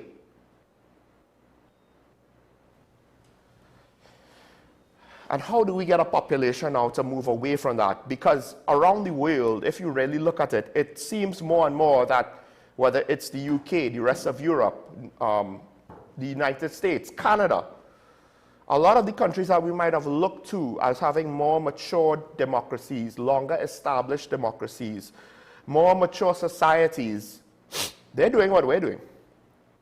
It's gotten ridiculous now, right? Some of the same things I said about the PNM and the UNC, what are they going to do when they lose their obvious leader and they don't have an obvious replacement? You can say the same thing about the Republican Party in the United States. Donald Trump himself, what's the Republicans going to do once he's no longer available to be their candidate for president? Do they have anybody? That's questionable. The Democrats, they're now figuring out, hey, we had nobody and we have nobody. And what are we going to do? They don't know. Maybe they'll figure it out in time. Who knows? But part of it is, I do wonder if a lot of that comes down to the fact that the public is too complacent. It's too willing to listen to social media. It's too willing to listen to emotional arguments. It's too willing to not necessarily confront their own biases and put in some amount of work and effort, because we don't have time for this and we don't have time for that. And what do I elect you for? I want to be an absentee owner of a business, but then you complain about the guy who you select to run the business if we use the analogy of Trinidad and Tobago as a business. And it's fine if you do that for one manager, two managers, but for every manager, because at some point, a lot of people, and this is where the diehard supporters of both parties don't necessarily fully appreciate, and the politicians don't appreciate either. Too many voters are apathetic because of the totality of our politics, not just because of one political party. And what you see is, unfortunately, what you get. It's not that deep. It's not that much deeper. We see the bare naked unprofessionalism on the surface, and yet somehow we both have people trying to justify and defend it, and others attack it in a similar unprofessional manner, as though, again, two wrongs make a right. And what that happens is, for well-reasoned people in the middle, there's nowhere to go. There's no one to fall behind. There's no one to rally. There's no one to potentially guide and lead. So now, I really am still afraid. And we didn't speak beforehand, Ms. Walker and I. She didn't share her opinions with me. I didn't share my opinions with her. So as far as I'm aware, everything she said was of her own accord. So it might seem as though I very much agree with her, and this is a thing I brought her on just to confirm my own thoughts and opinions. No, I was more than prepared for her to disagree with me, at least in certain aspects, because I don't necessarily think, I don't expect for us to agree on everything, even now, even with what she said. I think we agree on a lot of things. We might not agree on everything.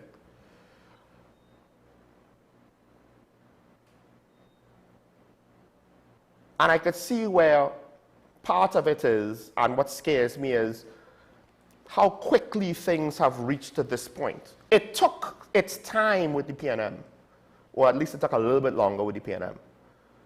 You had a gradual descent, so the commentary gradually became more critical as there was more negative things to consider. But with the UNC, it happened so fast to the point where it almost seems disingenuous how negative the reaction is to what's going on. And that's one of the things that makes me even question my own opinions at times. But at any day, a spade is a spade.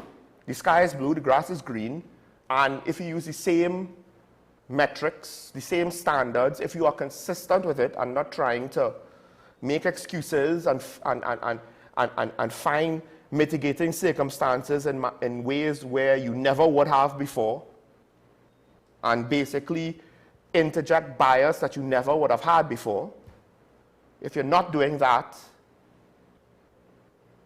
well then you're led to the conclusions that you're led to.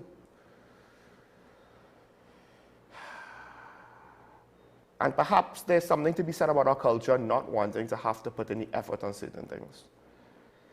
And that's maybe more universal than we think, not just in TNT, but around the world. And what's scary is that, think about it. Well, where is the grass greener anymore?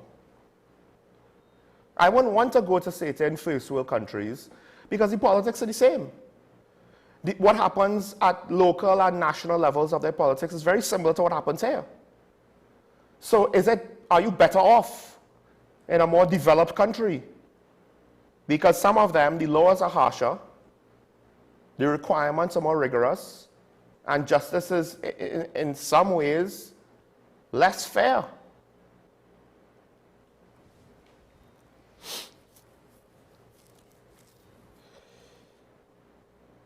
One of the things I didn't speak to about, we didn't have time, of course, is with regards to national security, trust and confidence in national security. And potentially the effect, I did allude to it, but potentially the effect of what's happening in the courts, in the prisons, with the arrests, what it means with regards to how people perceive the current administration. And I've spoken about it ad nauseum. And now, I mean, she pointed out, there's stuff happening, but not a lot of stuff happening. And you have to wonder, of course, July, August, summer break for school. Not everybody likes to use the word summer, but hey, it is what it is. We watch American TV, right? That's how I thought about it as a child growing up. It might be wrong. Forgive me. And maybe there's just not much happening now, but I think one of the things is, as much as we would like to have our lives dictated to by our schedules of work and school and the kids and stuff like that, the politics will impact our schedule, our jobs, our kids' schools, our kids' prospects. So we should take more stock into that. We have a Rima waiting on the line. Caller, good morning, you're on the air. Morning, caller. Hello. Morning.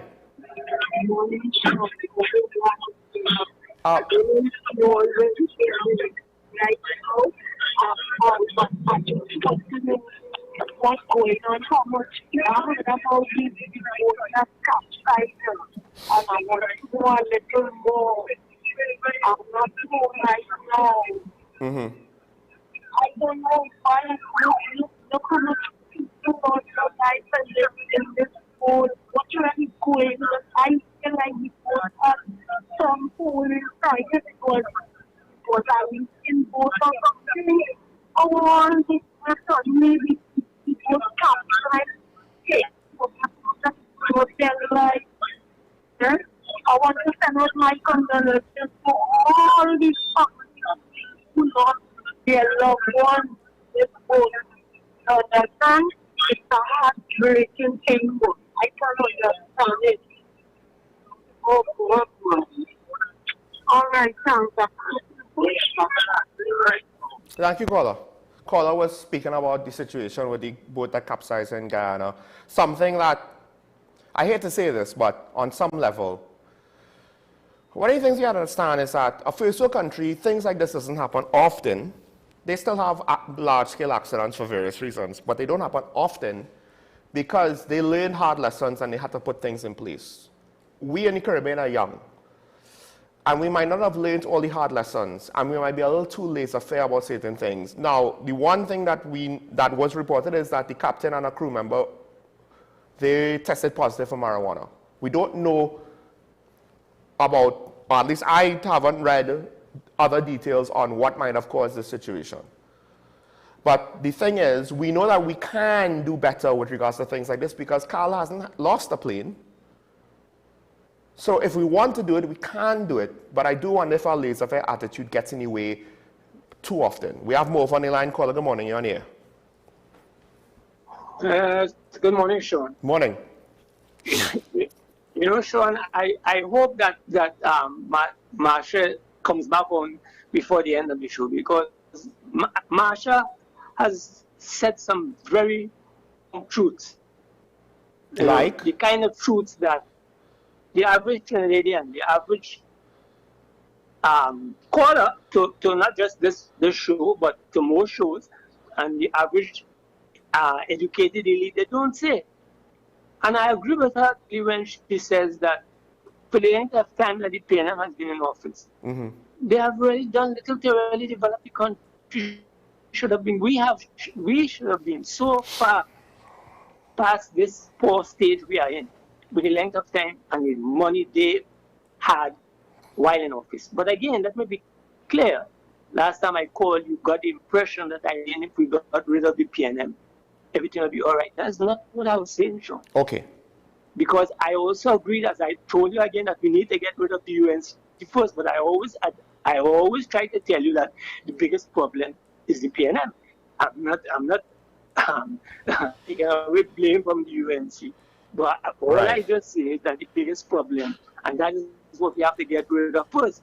And when I say that, I also mean that we have to get rid of the mentality, as Marsha said, this mentality that has developed over, if I put a crap in a body, you would vote for it. That is what we have to get rid of, that kind of fanaticism. And what I mean when I say we have to get rid of the PNM first, I mean that we have to get rid of the PNM in that way, that mindset that you love that list. That is the right? And we could thank curriculum for that. You know what I mean? So I just want to make that clear. Another thing is, I listened to Mr. Arun yesterday saying that when rain is falling, you put on your hazard light. I want to tell Mr. Arun that is very incorrect. Hazard lights are not meant to use when rain is falling on the road. Sean, I don't know, a lot of Trinidadians seem to be unaware. Let me just explain this simple thing. When you put on your indicator, Sean, you attract someone's attention. If you leave your indicator on all the time and you're not turning, that's to distract. Right?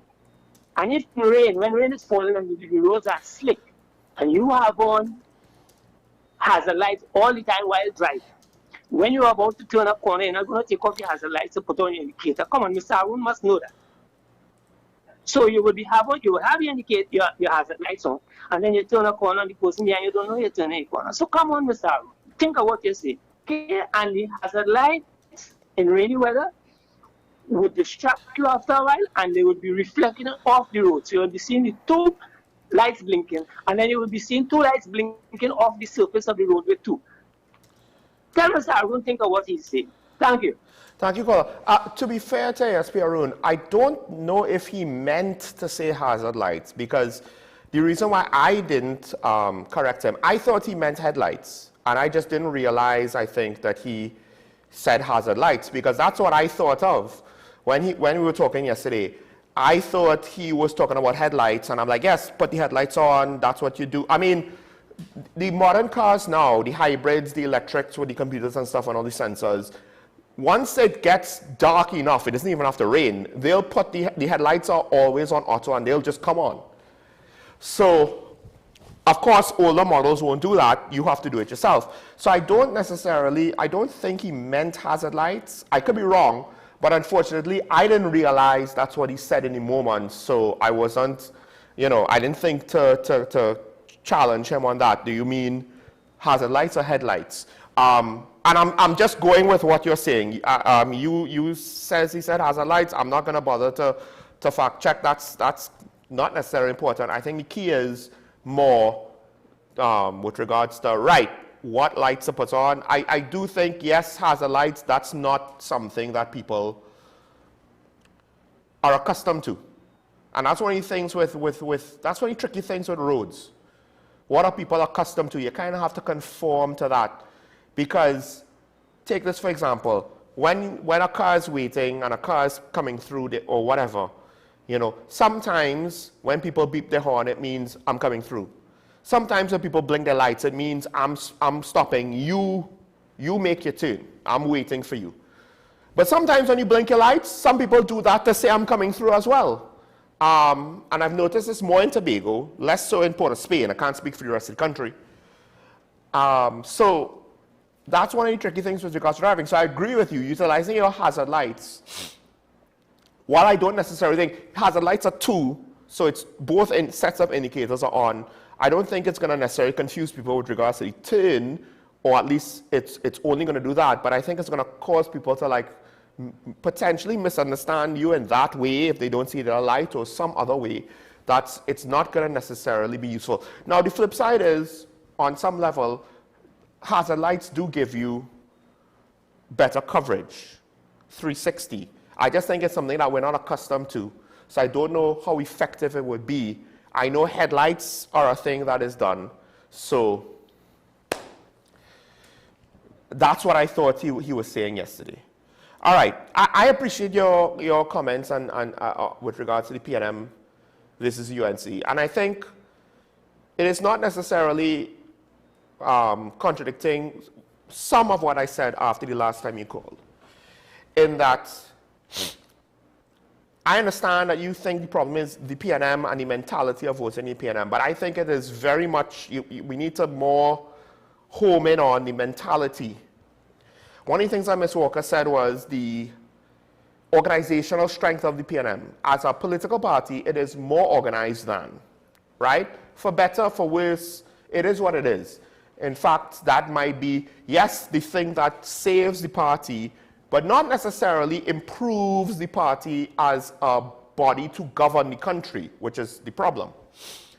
The thing is, what we have to ask ourselves is not just why do people vote for the PNM, because we saw that people didn't vote for the PNM in the last election. They got less votes. And I think out of 54%, basically the UNC got 3/5, the PNM got 2/5. So the PNM got something like 20% of the voting population basically in the last election voted for the PNM, right? And the height that we've seen in recent times was a similar 30% in the election before that, or 30-something%.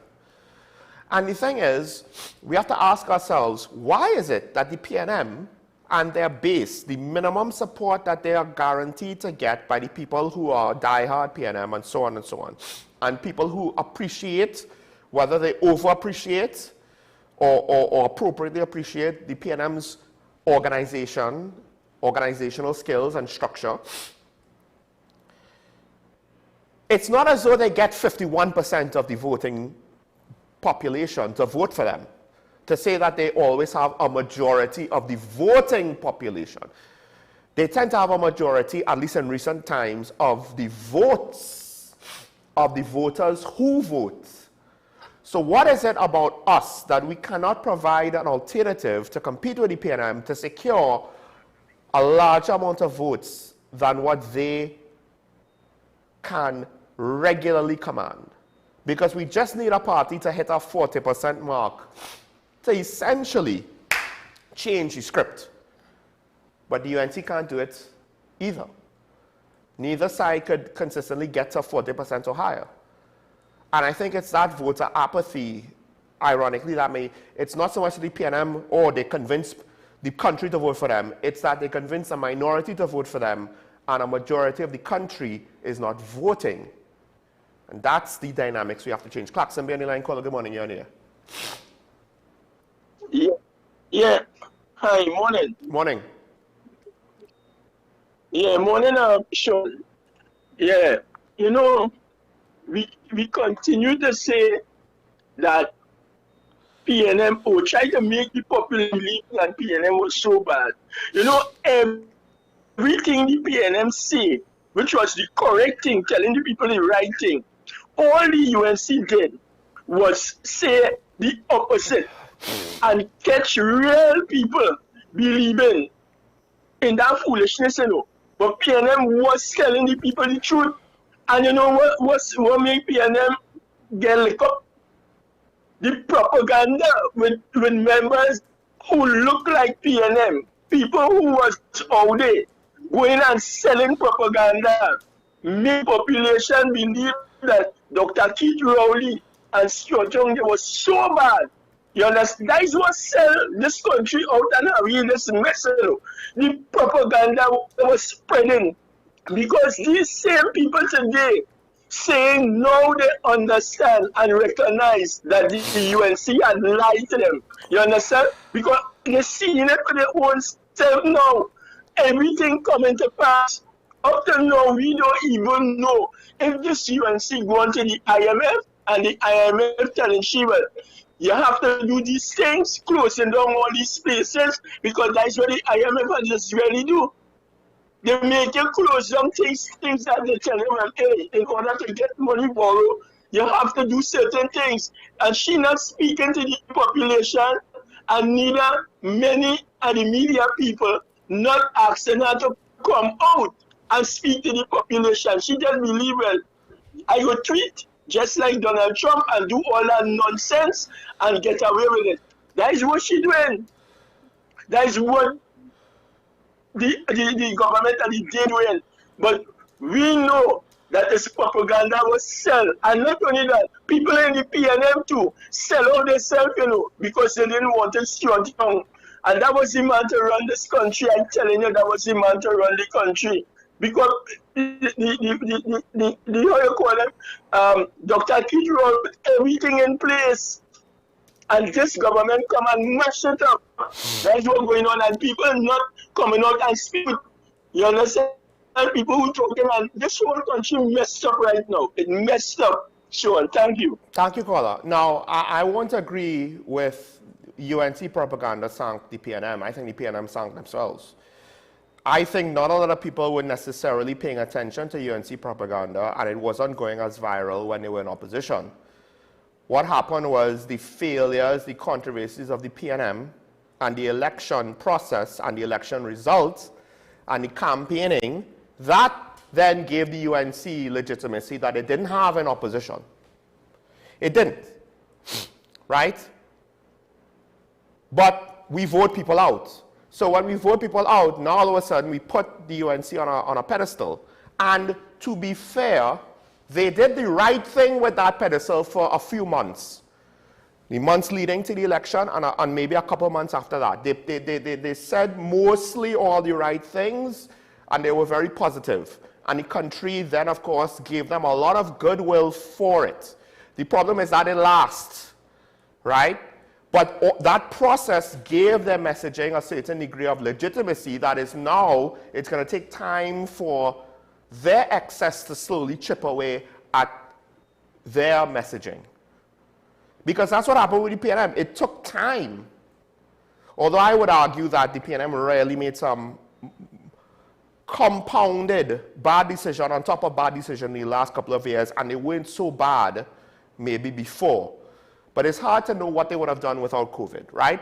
The things might have been better and easier for them without COVID, or they might have made bad decisions on their own without COVID that we would have criticized them more for. It's hard to know how things would have played out without COVID.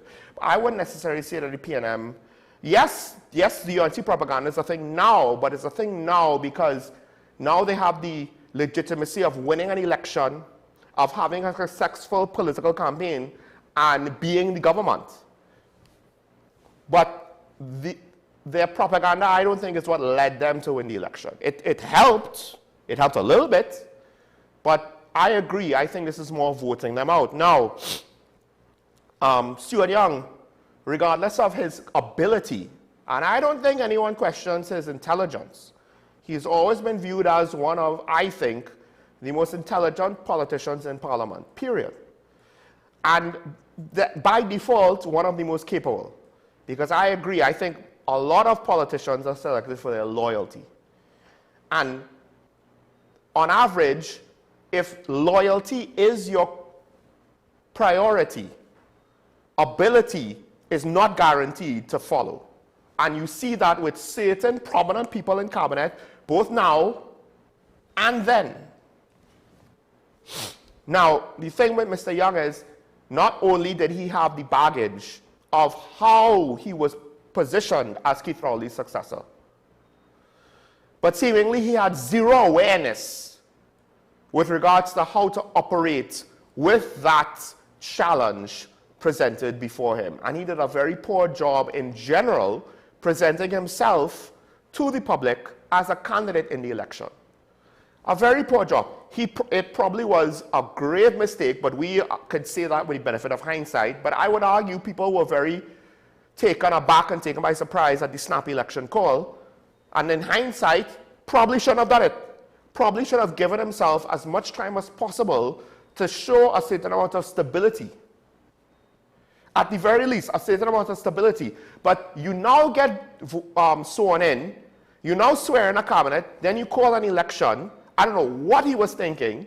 I understand that people thought that Kamala Persad-Bissessar, then opposition leader, was unelectable. There was logical sense to the reasoning, except no one thought, oh, but they're going to vote us out regardless. This was one of those situations where you could put a non-PNM tie on the crapo and they'll vote for that. This is one of those situations. It was about voting out the PNM. Why the UNC was smart was that they didn't then just try to ride that wave of vote out the PNM, vote out the PNM. Instead of saying PNM bad, vote them out, PNM bad, vote them out, they would have probably still won. It was smart of them to have a more positive leaning campaign. They just could not sustain it. When they said, when UNC wins, everybody wins. That's a powerful message. That's a powerful slogan. But notice that they haven't actually been able to really conform to that, display that, behave in a manner that will show you that. I'll say this, I don't necessarily think she's fully acting like President Donald Trump, because there's certain things that she's doing that Donald Trump is not doing or would not do. One of the things is Donald Trump is present to the public and is willing to speak. Or he has people to speak regularly for him. So the messaging is there. And I don't really see that. And if not him, it's going to be the Secretary of State, Secretary of Defense, or the Vice President. I don't see that from this government. And I've been saying that potentially before anybody else. We have Sanwan in line. Caller, good morning. You're on the air. Morning, Sean. Morning, morning. Yeah, I listen to the callers and I'm there. Sean, you know what is amazing in this country here? Mm-hmm. My country, I have the right to say my country because I is first people breathing. Right. The people of this country, when is election and anything go wrong with the PNM, they just go and vote UNC. Mm-hmm. It happened again. I don't have any evidence of the problem, right? But what I could tell the population, the settlers here, who like to listen to talk and move and say all kind of stupidness, is that from 2017, every ministry in my land here were interfered with internally. Nobody listened to when these young ministers was crying out, right? It was promised. I want one of the radio station or TV station to replay the swearing in that parliament and listen to what that old granny MP was telling the population, the poor people, the same babies, the same children she so love and love and love. Why she didn't get rid of those 7 people who face in courts for our children money, the food money, the school money? No, it didn't happen like that. She sent those small salary people home. She sent all the youth program home. Why you send them home? Because the containers keep flowing in with the AR-15, the cocaine and the marijuana, right? How come this commissioner ain't get a container yet with AR-15 crates? They're packing in 25s now, back and front like sardine. Why is Trump killing my Amerindian people out there? Some of them guilty, yes, and the 2 Trinidadians. Is Colombians getting killed out there with Mercury, 4 Mercury boat engines. Mercuries are very expensive engine if you go and check it out in the world, right? But the containers coming in here like water. Why that must happen? And from Caribbean River, go back up to south. That is where they're coming in. That is the business. Hardware, groceries. Anyway, let me not talk too much. I might get a SOE lock up. You have a nice day. Thank you, caller. Yeah. And the caller's sentiment just pushes back against, and listen, it's not that the caller has to be right or wrong, accurate or inaccurate, you know, partially right, off the mark. He doesn't see the crime situation overall improving in any significant measure in the long run at the very least. Yes, murder rate is down. It's a state emergency. Has the drugs dried up? Has the guns stopped coming in? Have you gotten the guns that are in here? And why is it that you take so much issue when the public says more body cameras? And I will add to that, and I think we need to now always put these things together. It's not just to get body cameras, but it's also to have access to the footage. They don't want that. They do not want that at all. And you have to ask the question, why? We have to wrap up. One of the things that Marsha Walker mentioned is the fact that we don't really have third parties. You know, and that's always the question. Can it be done? You know, the COP, I always say, was one of the best chances. The NAR, I guess you could say they were the precursor to the UNC. I'm not that well versed on political history of Trinidad and Tobago. But the COP was a third party when it started, and they had people on the ground everywhere in PNM areas, right? That was maybe the last best chance to change the paradigm of what we have, the status quo. And that's what we need. So consider this. I never thought about it like this before. And I don't know if anybody else has, but consider this. 54% of the voters voted in the last election. 54%. 300 and something thousand for the UNC, 200 and something thousand for the PNM, right? So roughly 500, maybe 550, 560,000 people voted. And that's 54%. So it's almost, you could say, for every 10,000 votes is a percent, something like that, right? Rough math. 100,000 votes is roughly 10%, roughly, very roughly. If everybody who did not vote in the last election that could have voted, if they voted for a third party, that third party would have potentially beaten the UNC by 100,000 votes. Which means we don't even need everybody who didn't vote in the last election to support a different option. So this is one of the tricks that our political environment is playing on the population. The inability or the unwillingness to step out of the box, to put some thought into it, and to really take a chance on something new, as opposed to recycling sentiments. Oh, well, the PNM didn't do this time, I'll go to UNC. Or I'm not gonna pick one at all. At this point in time, the engagement of both parties, and this is probably something that neither of them want to point out, the engagement of both parties with the voting population is so low that by default, any sort of organic, grassroots, publicly grown, community-driven political campaign for some type of independent or third-party candidate can potentially, at least with regards to popular votes, far exceed the popular support of the PNM and the UNC. So the potential is there. Both parties are so weak that the door is wide open. It just depends on if someone with the right attitude and the right strategy and the right support and the right message is willing to stand up and do something about it. The public support is there. And you just need to persevere, because the COP got votes the first time, then got seats the second time, then imploded, because they tried to play business as usual nonsense. When your brand is not part of the business as usual, that's the PNM and the UNC.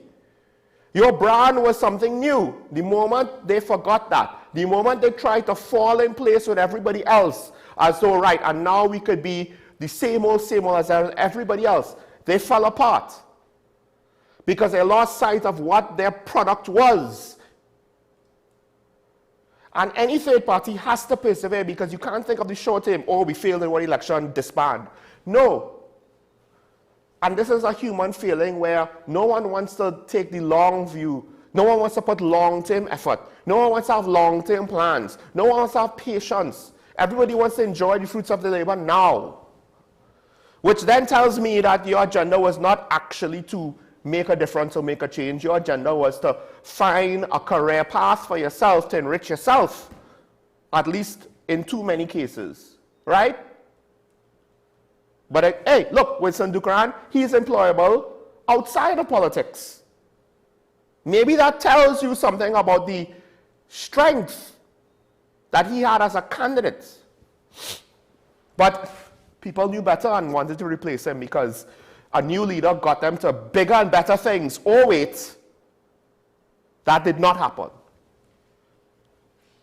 And what disappoints me is, you could see the dwindling support of the status quo, and yet for whatever reason we have convinced ourselves that it's only mustard and ketchup, it's only the rising sun of the Balizé, it's only red or yellow, it's only PNM or UNC.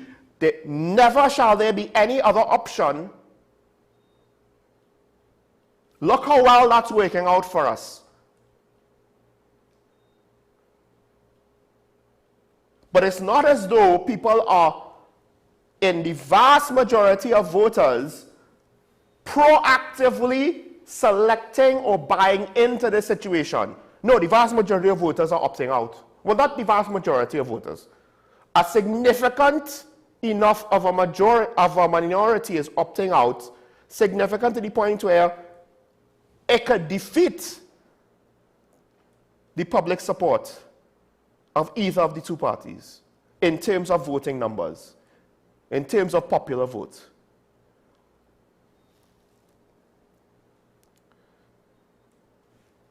This is not a healthy place for democracy when we are this disengaged, when we have allowed ourselves to suffer from the decisions of other people because we are incapable of finding, demanding, and supporting a different path.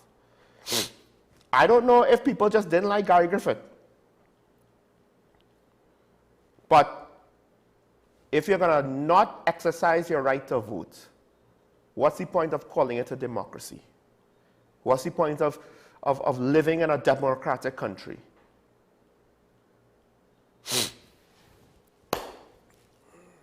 Democracy is advanced citizenship. It's a responsibility, not a perk. It's not just a perk to say, oh, we're a democracy. I get to choose. And then you just kind of, oh, look at me, I'm voting. Blip. No. It's a responsibility. So on some level, we have to figure out why did 46% of the voting population decide to not exercise not their right, but their duty to themselves and to each other, to their families, to their children, to the future generations that supposedly will inherit what they leave behind. If we leave behind a legacy of complacency and laziness, well then, what Mr. Mova laments as 60 years, for the most part, of PNM rule, will turn into another 60 years of something that, whether it's PNM, UNC, or what have you, that's probably just as bad, if not worse. What will we have to show for it in the end? I don't know. Nothing good ever comes from being lazy and complacent. But that's all the time we have today. Tomorrow, we'll switch the perspectives on the conversation. Again, where we'll dig into some of the court matters from a legal perspective, hopefully. But until then, stay safe, remember your leader to the Republic and to each other. Thanks to all of the callers and to Ms. Walker once again for joining me this morning. Never forget, it's nice to be nice, especially if we want to improve our politics. If the politicians can't be nice to each other, why don't we show them that we could be nice to people who we disagree with? Because at the end of the day, and I appreciate the last caller for identifying as a Trinbagonian, but dare I say, as a society, we do a poor job of showing our pride in our country and the fact that we have any kind of pride of being Trinbagonian. So, I will speak for myself when I say I hope to see you. I hope that we see each other, all of us, tomorrow. Bye-bye.